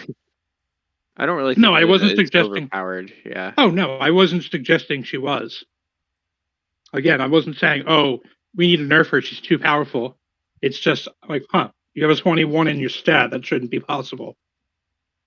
But clearly, It's like when Dollar Matum had twice as much health as he was supposed to have. and so did I. Remember when I multi-classed and I was level 6? When everyone else was level 3? I think part of this I'm pretty sure is just from the Charactermancer not working. I didn't know. I had never multi-classed, so I didn't know what to do. Yeah, that's fair. In any case, back to adventure. Yep. So, is there anything else that anyone else wanted to talk about? Didn't we want to see if it was a wisdom, if it was a history or a religion check? Oh yes. Yeah. So yeah. So due to Luna, it was reading religious scriptures. Reading religious scriptures for what purpose, though? She's not trying to learn them. So, like, memorize them? She's trying to memorize them, but, like, Lloyd is trying to see what the heck she's talking about, pretty much, of, like, what he remembers from her deals or not. From draconic stuff, at least. But I don't think he knows religion. Knows the draconic yeah, religion. if they're, I would say if they're religious texts, it would probably be a religion check. Okay. I don't think he's happy with that. I think he wanted it to be. I think he wanted it to be history at that rate with how he said it. 13. 13. I mean, that's not bad. I mean, Lloyd doesn't have bad religion No. because it's intelligence based, not wisdom based. Yeah, he rolled a 12. Yeah. He got a +1, so. Keep in mind, 10 is about average Yeah. for the so average person. it is better than average. Yeah. In any case. But no, if you missed it, Luna was eavesdropping on our conversation. And we noticed her, and she was saying something in Draconic, and Lloyd picked up on it. Ah, interesting. You may or may not have been in the room when we did that. Okay. Yeah, I think I might have stepped out. Probably. Yes. I would say that would you say Lloyd passed or didn't pass this roll? I think probably passed. Okay. So he Yeah. pretty much, I would say he pretty much got the basics of it, of Luna's religious, but not the stuff she's talking about per se. Like he understands her Okay. basics religion, like who her 3 gods are and stuff like that, and their titles.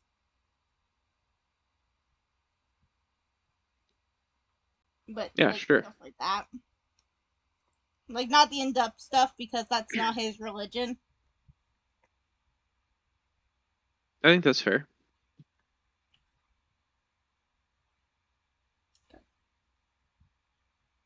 I feel as alright. though I need to make a So- full like document just for Luna's religion.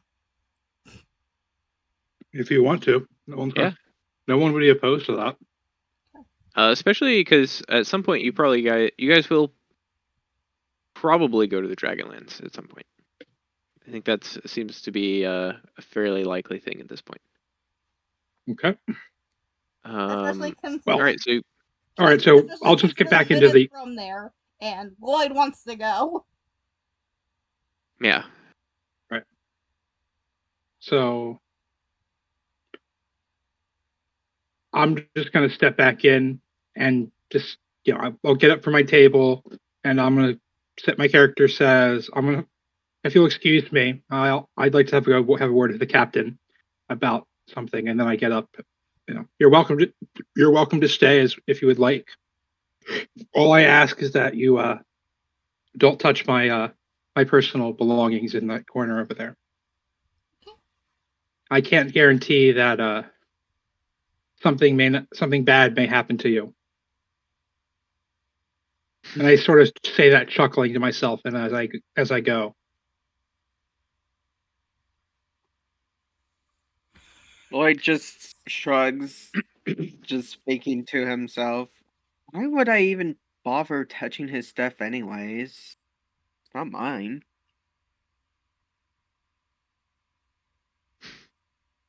Who knows? I thought he said that mentally in his head. Or did he say that mentally or outwardly? Mentally. Okay. Luna So- kind of just goes back to her scriptures, and she's just kind of trying to memorize them. Do I need a roll for that? For memorizing the scriptures? Yeah. You can roll religion to see how well you do, if you want.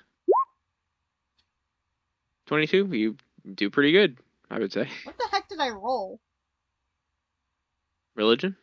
No, we rolled an 18 or 16. Oh. Excuse me. 16. Okay. You can hover over the die result, and it tells you exactly what breaks it down. Yep. Thank you. Very true. Okay, so I speak to the captain, ask how we're doing. I would presume he says something like, "Oh, everything's going as it should be. We should be expecting to reach Sufflo in a day's time or so. And I say thank you. I go back to my quarters. Are Luna and Lloyd still there, or have they gone? And Th- Luna's still Lloyd is reading still her in the book. same spot. all right, I'll turn to Lloyd and I'll ask him how's the tea. Very good, mate. Oh no, did I suddenly turn British? This is British you speak of. What is this? Yes. No, that was not what he actually said. I just accidentally turned British for a second.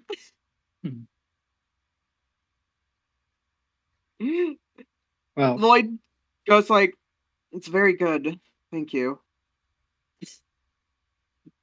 all right. Then I go to my bag and I pull out go to my belongings. I pull out a small bag of tea in like a little burlap sack and I tie it shut and I give it to Lloyd. I'm like, well, here's a little bit of here's some more if you'd like. Just make sure to heat up the water first. This goes well with a little bit of sugar too. Sure, I can find more. Lloyd nods before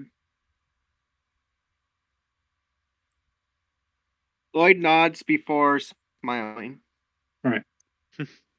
While that's going on, I also Greenspell says, "Well, I hate to be rude, but I think I'm going to retire for the night. If you don't mind, you are welcome to stay, but I do ask that you keep your voices down." So Lloyd goes like, "I should probably get some rest as well." I just spoke with the captain, and he said that we are well on pace to make it to Suffla within the day. Sufflo is number 7, right? So we're making good progress. Let's hope that nothing else gets in our way. I'm going to assume So that number 7. I'm going to go to sleep. Okay. I don't know about the rest of the party if they're going to, do something Lloyd new goes on to sleep sleep. as well. Okay. What time is it? Yep. It could be whatever time you want it to be. Yeah, it has you. We have the whole day on the ship, so.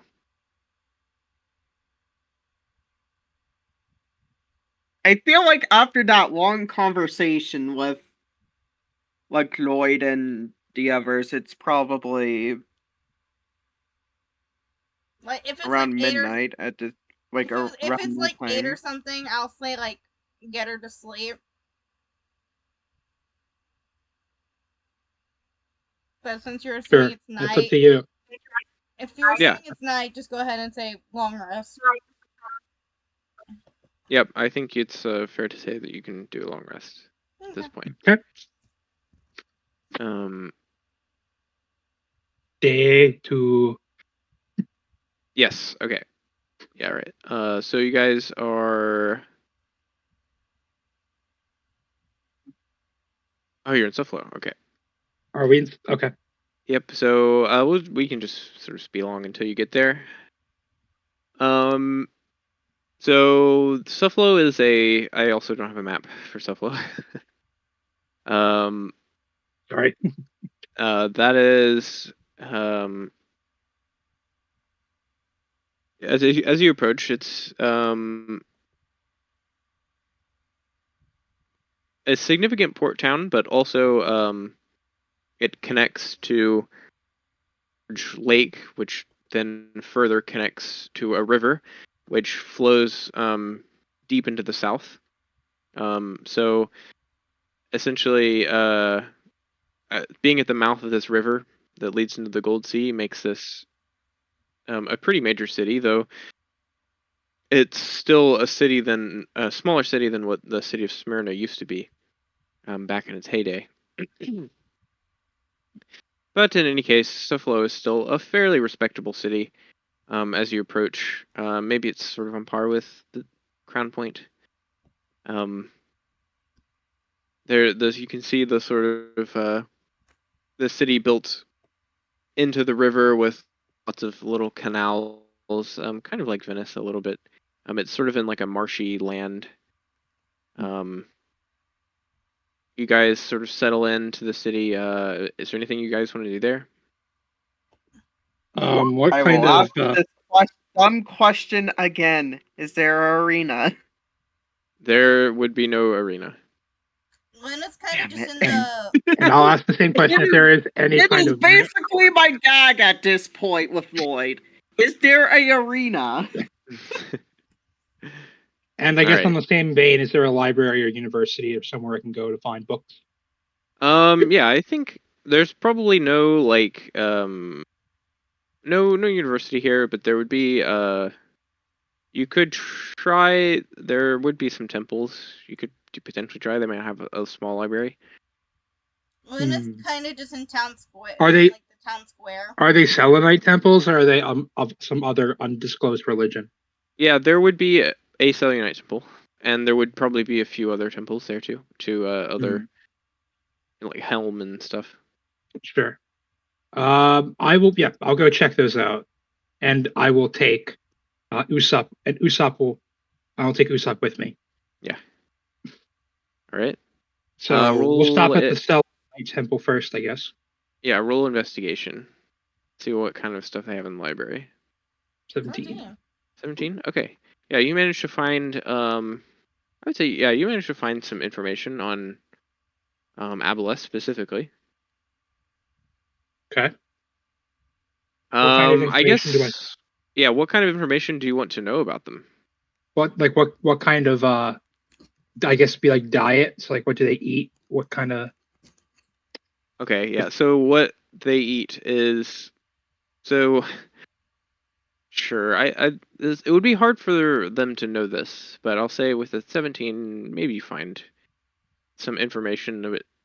Somebody who's like seen an aboleth eat, or maybe they've heard stories from like the Lycan or something that the aboleth are sort of similar to whales in that they eat plankton.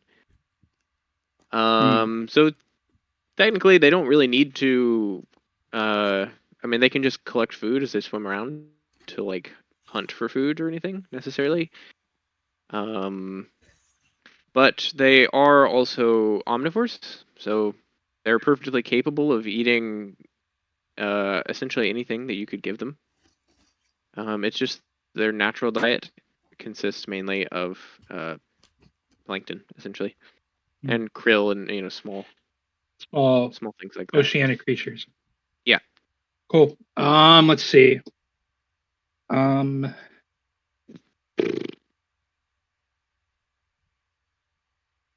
Okay. Well, that was less than helpful, unfortunately. Or well, it's kind of helpful. I mean, you can't exactly lure them out with food. Maybe. Do I find any other relevant information, or is it just that, more or less? I would say, I mean, at this point, there's probably not that much left to know about them. To be honest, Fair enough. They enslave people. I guess you already know that they have a limit to the amount that they can enslave in a day. Is that something that you already knew? I didn't, but that's okay. I'll just say my character knows. Okay. Well, I think that I mean, in your at this point, you've probably read more about the aboleth than any normal person. Right. So you probably would learn that the aboleth there's a limit to the amount that they can enslave. Nobody knows what the limit is. But it does seem like they are known to, I suppose, if they capture a large group of people, they'll kill any of the ones that they don't want to take, and only take a few of them. And if there are a lot more that they want to keep as slaves, then they're capable of using, so to speak, in a day. Then they're known to not enslave them all at once, but rather take them back somewhere to sort of keep them in cages until they can be enslaved later. If that makes sense. I suppose. So it's Okay. sort of follows that therefore there is some kind of limit to the number that they can enslave in a day. Okay. Yeah, you know that they're covered in sort of thick mucus that emanates from their skin. They're sort of like amphibious, so they're similar to a frog in that way. Okay. So they can breathe air. They don't have to be underwater in the corner. It would seem so, yeah. And further, it might be possible to track them by sort of following the trail of mucus that's left behind, assuming that they're close enough to the ocean floor that, you know, the cloud of mucus that surrounds their skin would be sticking to things. So you could potentially, like a sort of like following a snail or a slug or something, it might leave behind like a trail of sticky mucus for you to follow. Oh, that was interesting. With that, I close the book and I put it back on the shelf, and I will make my way back towards the center of town. Okay. Anyone else have any business to do? I said Luna was No, playing, not really. was performing in the town square. By the way. Okay, 17. Performance. Yeah, somebody will throw you a gold piece. Sure.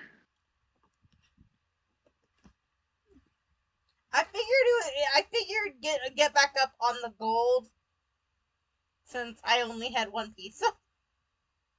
I only had one piece of gold at the beginning. You had a single gold piece? Yes. Wow. You were poor.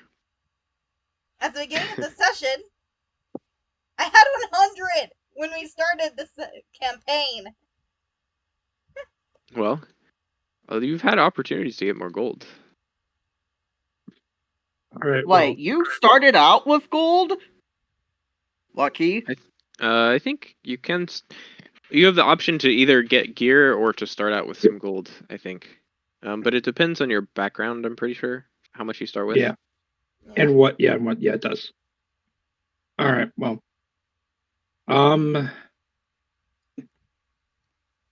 Is there an apothecary in this village or this town, the city? Yeah, I would say you could probably manage to find some kind of like herbalist or something. Sure.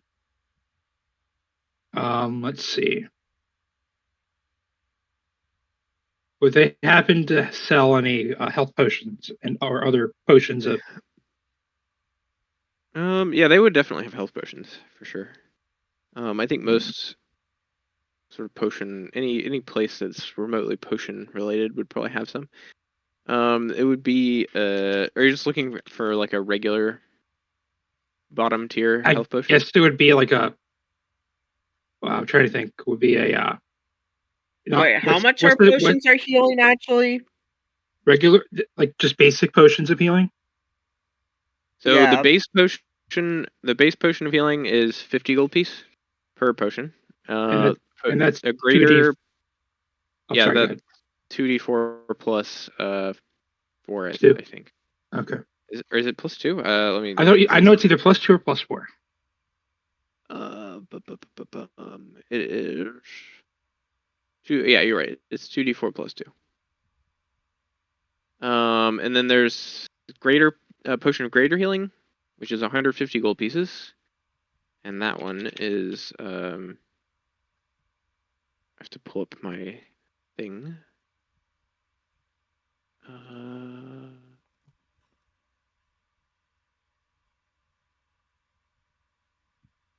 Because I would like to. So greater healing is 4d4 plus 4. Superior healing is 8d4 plus 8. Supreme healing is 10d4 plus 20. Okay. Can I buy 2 potions of healing? Just the base regular potion of healing? Okay, so that's 100 gold pieces total.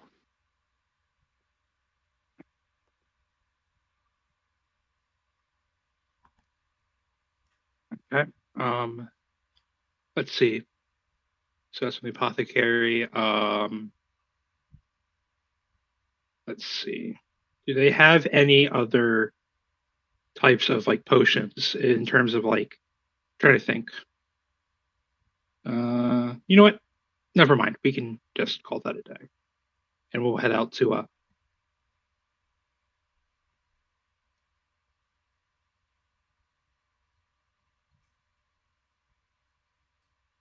Okay. Okay. We should probably Um, keep moving. Oh boy. Okay. So we're moving on to the next city, Smyrna. So it's another few days journey. It's nearly the end of the month. Ardios. It's Okay. the 34th of Ardios when you arrive, so Wait, it's almost been Monday? an entire month in game.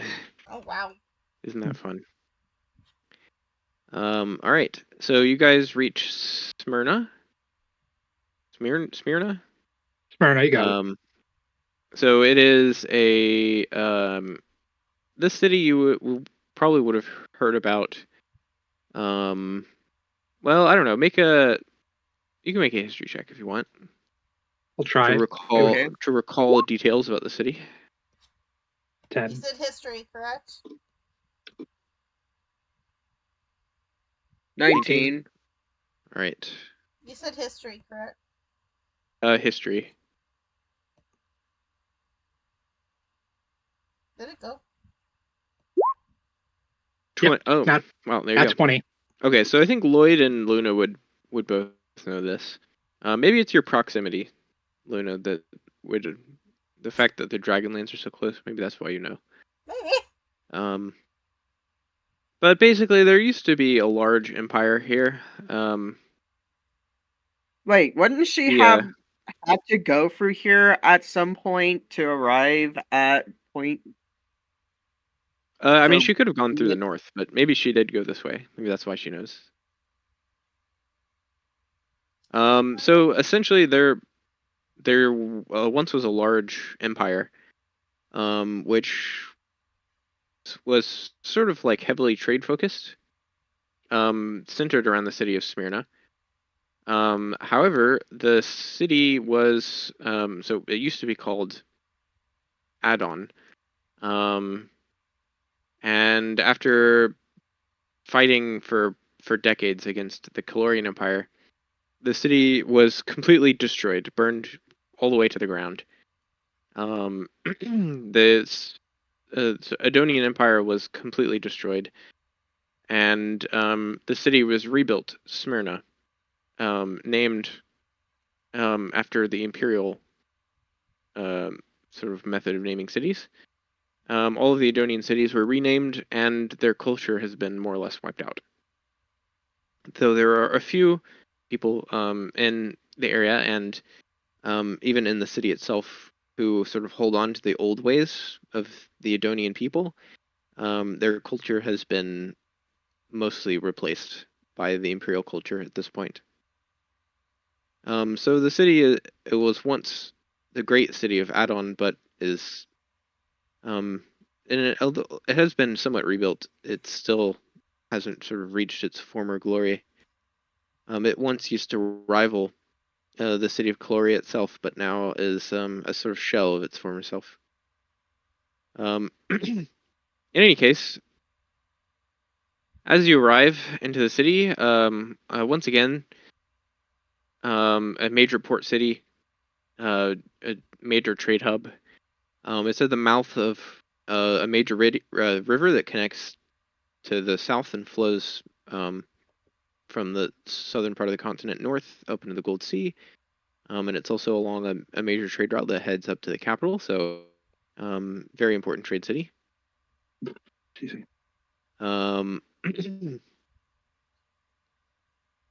do you guys want to do here? Why are you here? Is there anything in this city that's unique in that we wouldn't have found in another city, like, you know, blacksmith, apothecary, any of that, or is it just another trade city? Yeah, I mean, it would have. This city would pretty much have anything that you could imagine. It's probably the same city in the empire. Let's see. The city also does have an arena. Do they have a magic shop? Or I guess what would the equivalent be? Yeah, I think they would have a magic shop for sure. I love how I immediately All right. hear Well, I would this like to take a and no, look there's no around. arena. You said there There was is an an arena. arena. Oh, Yeah. you said there was? Oh. There would be an Lloyd arena in the goes city. up to the arena. Okay. So are you? I would say, are you trying to participate in the arena? Yeah. So I would say, you probably would know this, but participating in the arena isn't really something that you can just do on a whim. You have to join. Basically, they have these colleges, which are dedicated to sort of raising and training fighters to fight in the arenas. And you sign a contract to fight for them for a number of years. In exchange, they'll sort of train you, and also pay off any debts that you have. Oh dang. So, in order to fight in the arena, you would have to sign a contract with one of the fighter colleges. Sounds like school sport. God damn it! Do not let me to do the arenas. You can't just That is- walk into an arena and say like, "Sign me up." You can't just walk up to the NFL and be like, I want to be on your compete." team. Yeah. It's in Fire That doesn't- Emblem. That doesn't say anything about street fights, though. That's true. You could just fight random people. That is always an option. Well, don't be a murder hobo, but I mean, You could just start idea. attacking random people on the street. No. And then you all go to prison, and this becomes a very different kind of campaign. right. All right. Well, if that being said, then I would like to check out the magic shop. All right. Yeah. There's Or- sort of Lloyd just an kind elegant of- elven man who's in the shop. As you walk in, he greets you warmly. What can I do for you? Hello, good sir. Well, my question is two parts, if you will. First thing is, would you happen to have any items that would allow the wearer to breathe underwater indefinitely? I sort of pull out my water breathing cabin and I give it to him as a to show him what I'm referring to, or something similar. Yes, this enchantment is a relatively simple one. I don't have any in stock at the moment, but it would be quite trivial to make some more if you're interested. Do you have the materials necessary? And if what would you require? Well, it would be a relatively simple thing to find a hat. The main thing is that it would take a number of days to complete the enchantment. It would require some of my magical ingredients. I have all the necessary equipment to enchant, but it would still take me a number of days to complete the enchantment. I would estimate that the total cost would be around 1,000 gold pieces for something of this nature. And that would be per item? Yes, per item. Oh, did you need multiple enchantments of this sort? Well, we do, but unfortunately, my wallet does not quite. I don't think we could quite afford something of that. But thank you for your time. Yes, of course. There was one other thing I was looking at. If you can. Oh yes. You may not be the right place, but I have this shield here, and I was hoping to get it either enchanted or to find something similar. And I hand him. It looks like a giant. It looks almost like a giant tree, like a large tree that's been like chopped up and hollowed out. So there's no metal in it, but it looks like looks like a large buckler with a Collar little. shield or wood. like a vase. So were you looking to get this to be magically enchanted to increase its protection? Is that what you're interested in? If that's something you can do. Yes, I believe I could enchant this piece. Like as I said, the enchantment process would take a number of days. The total cost would be 1,500. You drive a hard bargain, and I just sort of I sort of like, I kind of like recoil back at the thought. I'm like, I apologize, sir, but it No. is quite expensive to. I'm sorry. I mean no disrespect. Yes, this is- of course. There are very few who understand the art of enchanting. It's quite an involved process. Well done. Well, I thank you for your time. I will, if it's okay with you, I'll keep looking around, and if there's anything that catches my eye, I'll be sure to let you know. Yes, of course. You're always welcome in my shop. Thank you, kind sir. Do you have a name?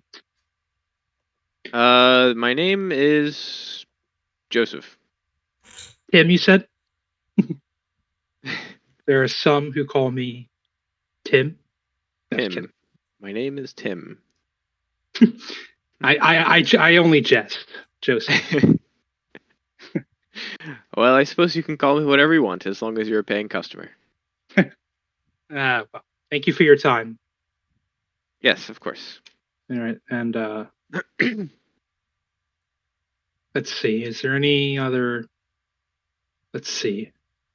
Would you say there are any particular items that in this shop that like stick out as not being I don't say rare, but like, or does it just look like a regular old stuff I can't afford? Yeah, I mean, I think there are a number of like magical rings and all kinds of things. Sort of more stuff than you'd see in Crown Point, definitely. Are the prices listed next to the item? Or are they just out in like a case? They would just be in a case, definitely. It's like a jewelry store kind of vibes. Right. Well, okay. Well, I want to go back up to Joseph, and I want to ask him if there's anything in the shop that would be 500 gold pieces or less. 500 gold pieces or less. Let's see. Probably.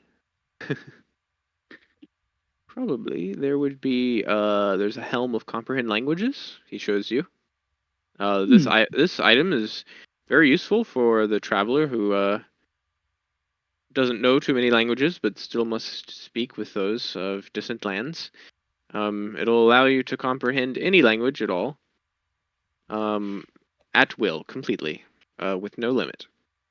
And does this allow me just to speak or just to understand?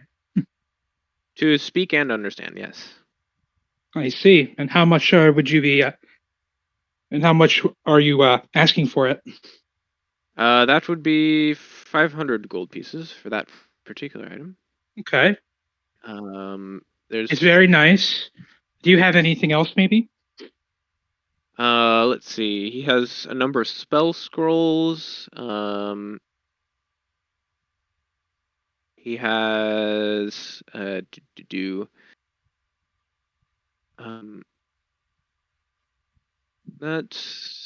think that's pretty much everything that's 500 or less. Okay. Well, Yeah, I will gladly take. All right. Well, I will gladly take the helmet. Well, what's it made of? What's the material it's made of? I think it's made of like steel. Oh, that. Well, I'm sorry, but I can't exactly wear something like this. He sort of seems confused. And why would that be? Well, I'm not sure if you noticed, but I'm a druid, and as a druid, we took an oath to never wear anything that is metal. Ah, I see. Well, yes, it would seem that this particular item does come into conflict with that. I do apologize. I don't mean to waste your time. No worries at all. He sort of looks around. I believe most of the items that I have in my shop are made of metal. Unfortunately, I had never even really considered such a thing. You must not be from this area, are you? No, actually, I am actually from near Crown Point, actually. Near Crown Point. You have traveled quite far, then. Yes, we're on our way to the capital, actually. Ah, the capital. The only city greater than Smyrna, I say. Well, if I can ask you this, is there any this is my first time going to the capital. Is there any advice you would give to a new traveler? Etiquette and rules and such. I do not like to spend my first night in a jail cell. Yes. Watch your purse in the streets. Your gold purse. There are many pickpockets in the sort in the city. Other than that, well, I should say avoid wearing purple. Purple, you say? Yes, the Council of Fathers, they limit purple to the color purple to anyone on the council. Anyone who wears purple who isn't a member of the council is liable to be thrown in prison. Huh. That's an arbitrary rule. Yes, well, something to do with the dye being quite expensive. I suppose it's a show of wealth or something. I'm not quite sure I understand it myself, but... Well, I will be sure to pass that on to my companions. Yes. I don't think it'll be an issue, but you never know. Good luck in the city. Thank you. And I'll walk out of the shop. All right. And I sort of like make a face or like because that's a lot of money. Yeah. I just sort of shit. Yeah. All right. Well, do I meet back up with the rest? Do I meet back up with the rest of the group, or what's everyone else doing? Yeah. What are you guys up to, Lloyd and Luna?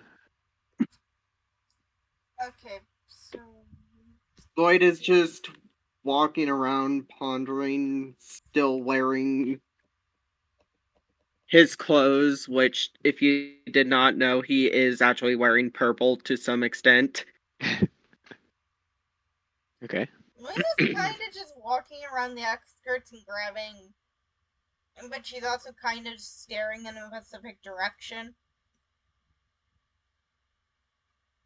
that I will not specify. Okay. I think it should be obvious. I think it should be obvious. So, eventually you guys all manage to find your way back together. Yeah. With that being said, I look at Lloyd and I see he has a purple. What do you have on that's purple? His shoulder pad is purple. Well, running into Lloyd, I sort of, in addition to exchanging the pleasantries as always, I give him a fair warning that perhaps you should look into getting a new shoulder pad, as purple is not permitted. Purple clothes are not permitted in the capital. He looks at him confused, going like, seriously? And I shake my head and I'm like shrugging my head. It's like something to do with the fact that only the fathers of Caloria can wear them, or something like that. Again, that's what I just heard from the local shopkeep I was talking to. And the last thing we'd want to do is to have to bail you out of prison, assuming, of course, that they won't kill you.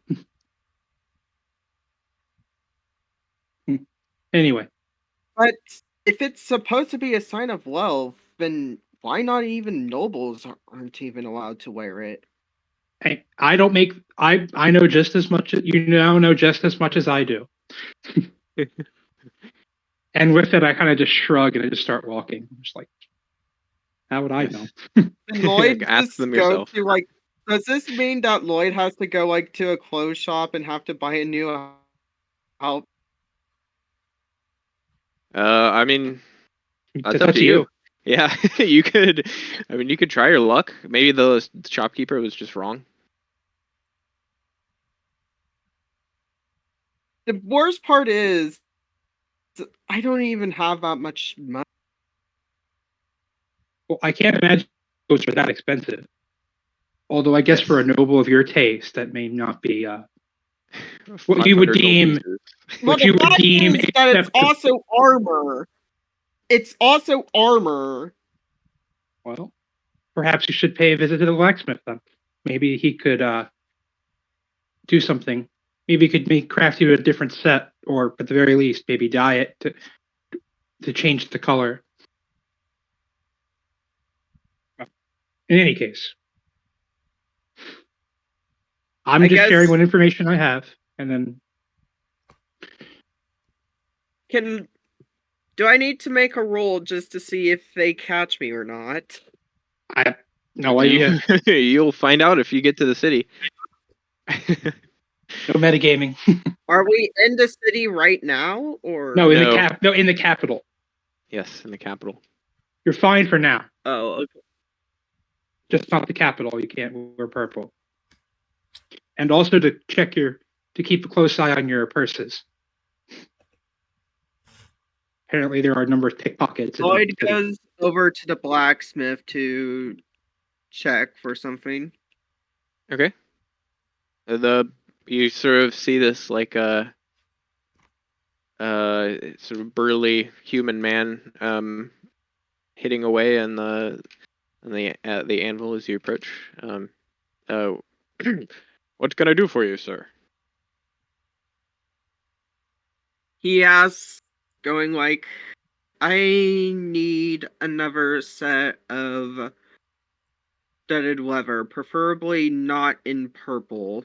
I'm planning to go to the capital, and I'm told I apparently cannot wear purple there.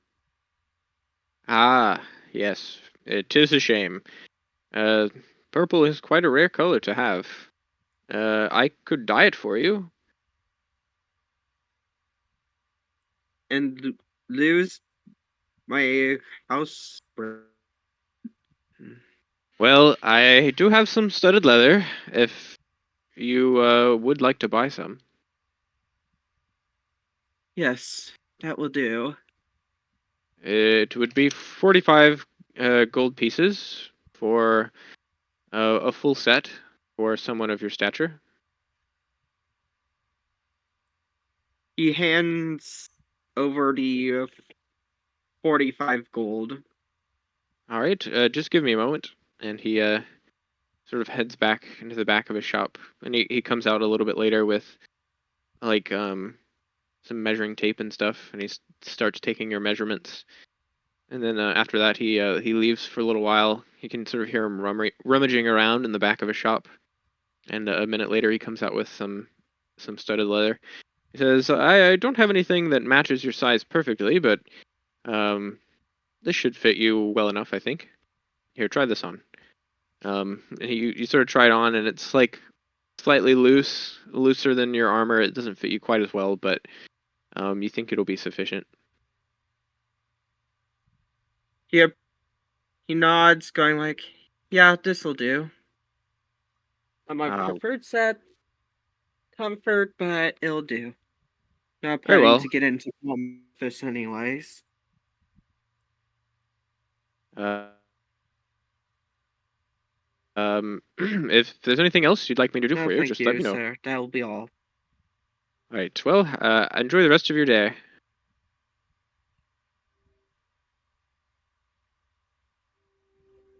All right.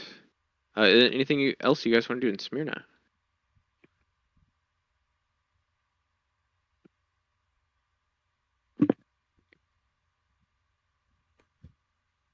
Not really in No. any of the locals, but I'll just talk to the captain and see if there's anything else that they need in terms of supplies or provisions.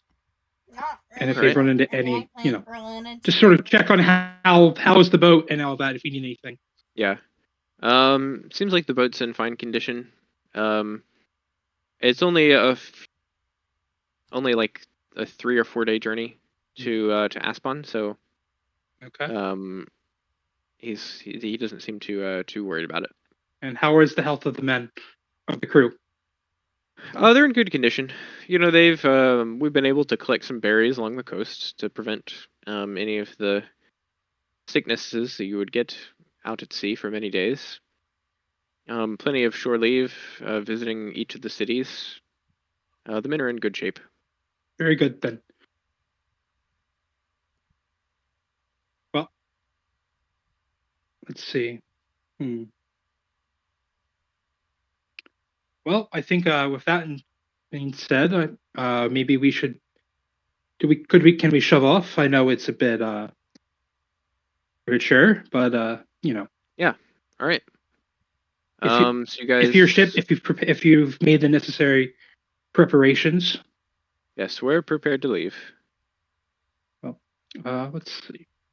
I'll find the others and see if they are ready to go. All right. So Yeah, Lloyd and Luna, what are you guys doing? Where will you guys be headed back to the ship? Yeah, Luna's headed back to the ship. Yeah, Lloyd is heading back in the in his new red set of studded armor. All right. all right. Upon seeing Lloyd, I sort of give a look. I'm like, huh, is that a new set of armor I'm seeing? Lloyd nods, going like, I'm not going to get rid of my old armor. It particularly has the color of my house, so I'm assuming it's too important for me to die. I'm assuming you just have it like flung over your back or something. Yeah. Okay. Well, it looks good, I think. I know it's not your color, but I think it'll suit you well. Let's see if we can find Luna anywhere.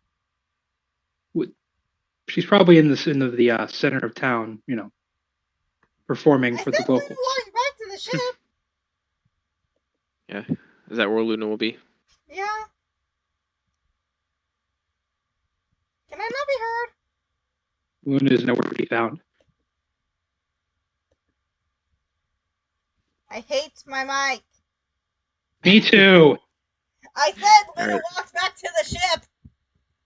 Okay. Okay. Luna, you meet Luna on the way back to the ship then. It would have been funny if Luna got kidnapped or something by like, you know, a bunch of rogues or something,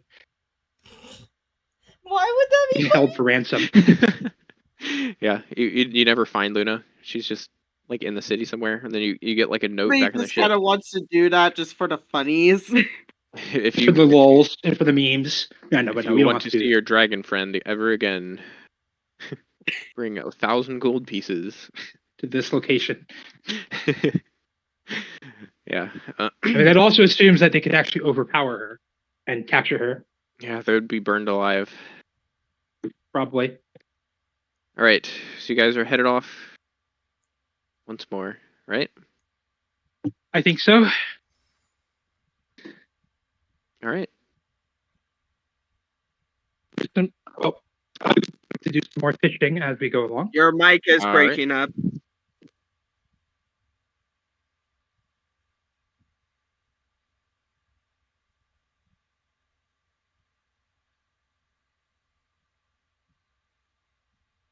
So you're doing some fishing along the way. Luna is. I plan for Luna too. Okay, that's just a nature check. Yeah, I know. I'm getting it up.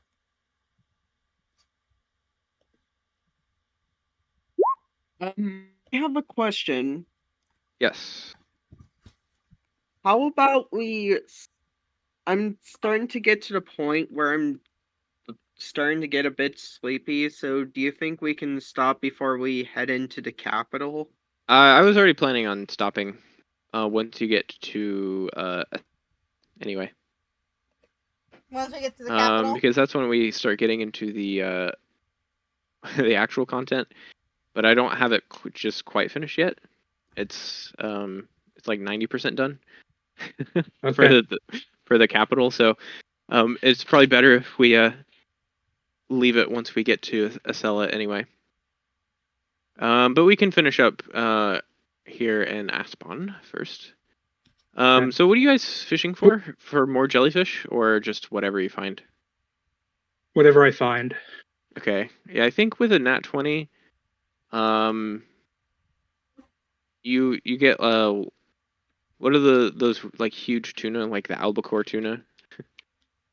It's bigger than me. Yeah, it's I mean like probably like 3 or 4 times bigger. Am I able to pull it up onto the ship? Yeah, I think miraculously. Yeah. You like all the crew are like sort of standing around like how is it possible that this little guy he managed to pull up this fish like 3 times his size. They just stand their mouths agape. Yeah. It looks like it could swallow you whole, but you managed to pull it up onto the deck of the ship. It makes a loud thud. The captain sort of looks over at you. Guess we'll be eating well tonight. I guess so. And still kind of just flopping around though. Could you do me a favor and hold it down real quick? All right. He sort of like gets up and puts his body weight onto it to sort of hold it down so that it stops flopping everywhere. Okay, well, I will use my spiritual. I'm going to cast a spiritual weapon, and Okay. I'm going to do it in the shape of like a dagger, but it's not, like a wood, like a really sharp wooden stake. Sure. And then saying some words in an unknown, in Druidic, which nobody else in the ship can understand. The stake plunges into the fish. I'm assuming since he's restrained. Yeah. And the fish dies, and it just becomes motionless on the deck. All right. Let's eat. And well, we need to prepare it, obviously, but Yeah. A couple of the guys, the sort of like the crewmen who are the designated chefs, they come up and bring it down, and that you all enjoy a nice fish fillet. All right, so you guys make it to 15 for fishing, but Jesus. you got a 15? Yeah. You catch a small shark, it like a baby shark. Yes, exactly. makes a weird noise as you reel it in. It sounds like it's singing. Something left shark. All right, you can make No, shark that is fin. You can make shark fin soup. Song, There you go. sadly, because I have a niece and a nephew. Yeah, it sounds about right. Otherwise, I would You not. can make Ironically, a- I learned that song.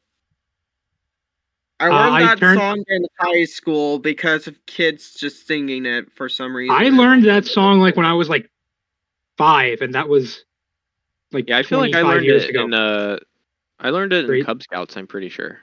Yeah, How old is yeah, that was like this song? 25 years ago. It's not new by any It's not a means. new song. It just became super popular because of some dumb YouTube video. Anyway,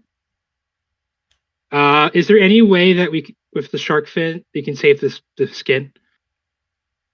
Roll a nature, So that would be or actually survival. Survival. 5. I will roll survival as 5. well. I would say.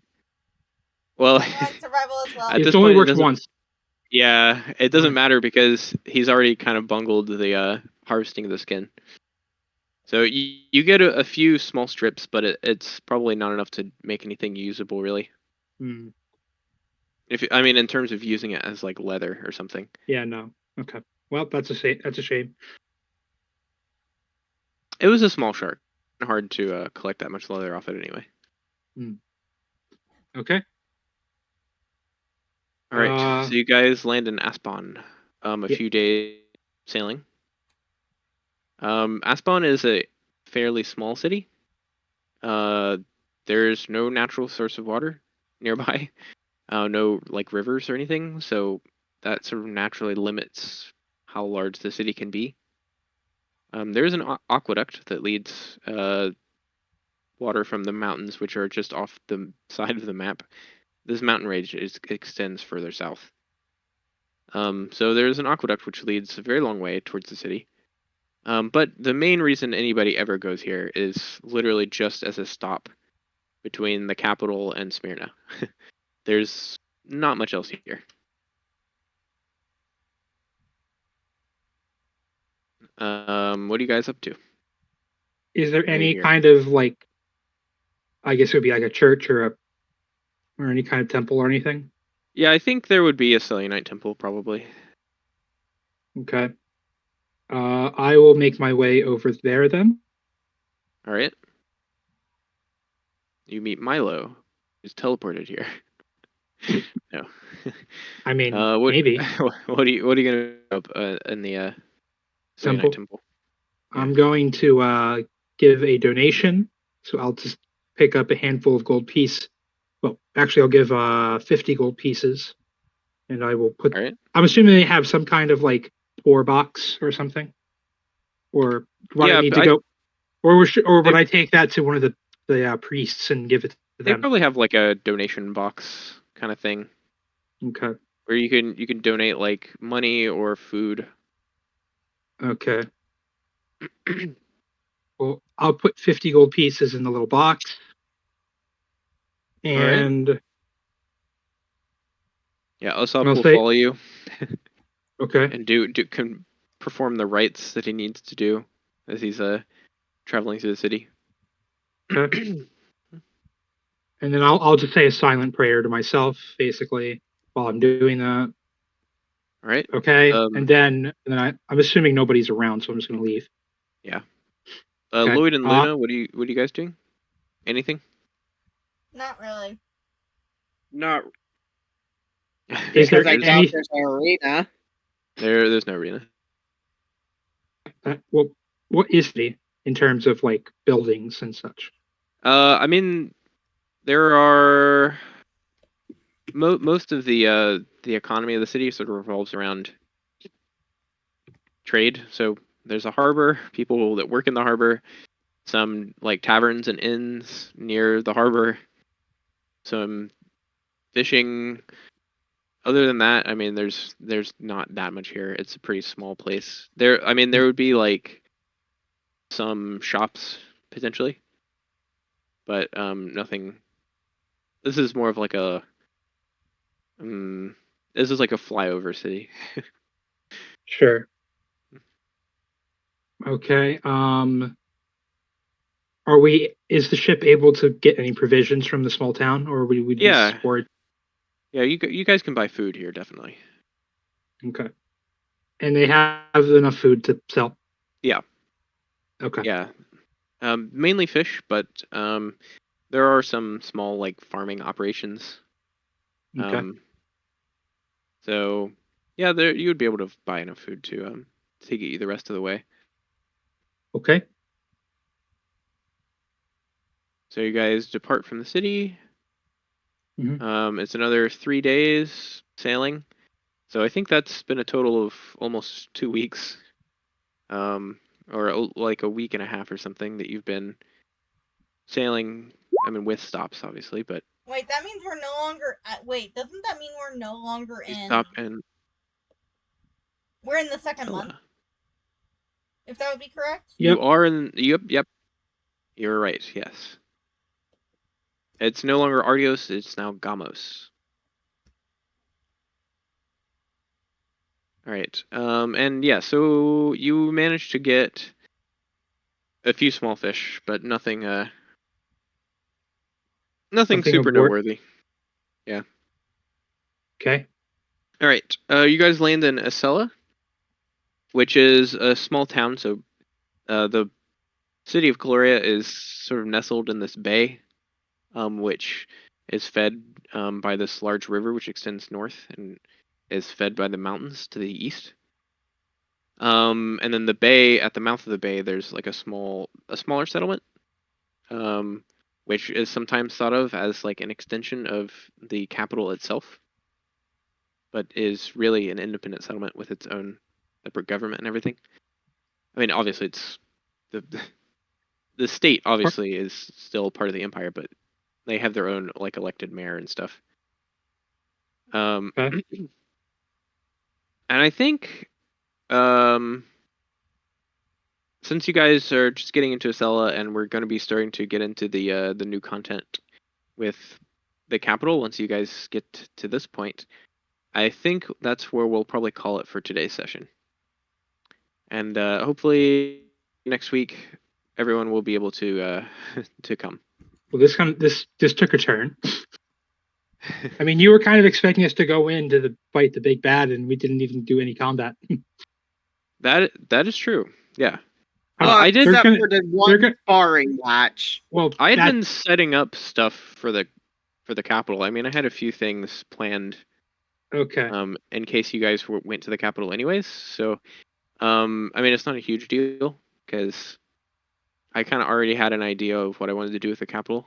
Okay. As as long as we mainly, I just didn't have anything planned for this stuff along the way, but can always make our way back. yeah, I will next week. I've already started making stuff before this for the capital, anyways. So No, or like we can always come back to these places if we have time. that is Later. true. So, what is your Yep, opinion and then of obviously the putting Dragonlands the are here. Dragonlands over here to the DM? What is your opinion of me putting the I Dragonlands? I think over that's here? fine.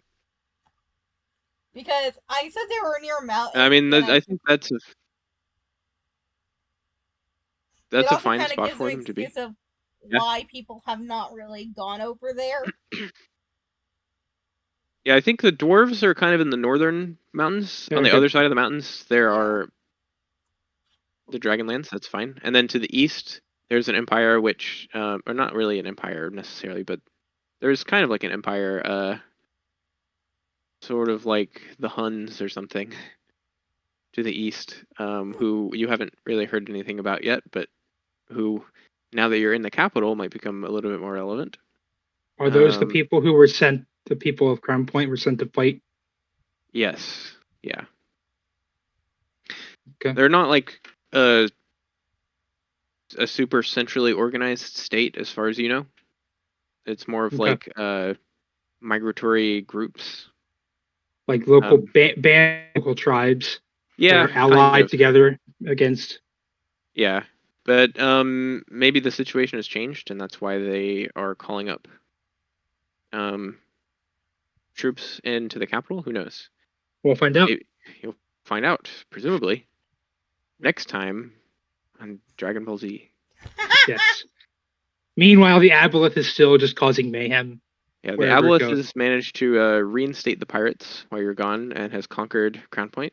Oh no. Hopefully, we go away for go away for a week, and y'all goes to pot. Yeah. Pretty much.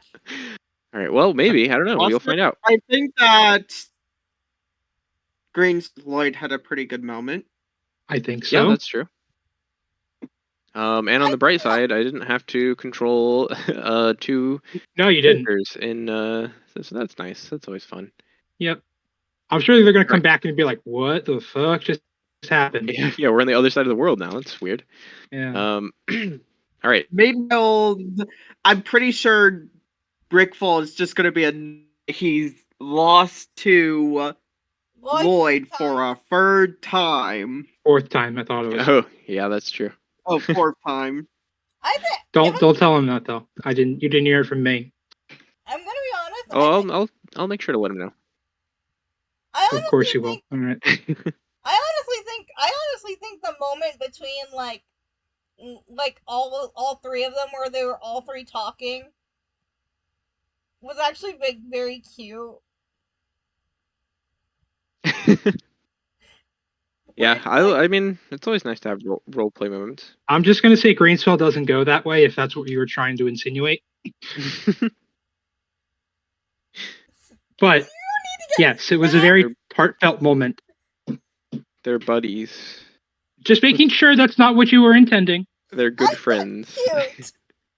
Yep. Good friends who live together and Luna is a sleep child. together and no. All right. Well, I'll see you guys next week. Okay. Okay. I'll see you next week. Bye now. Bye now.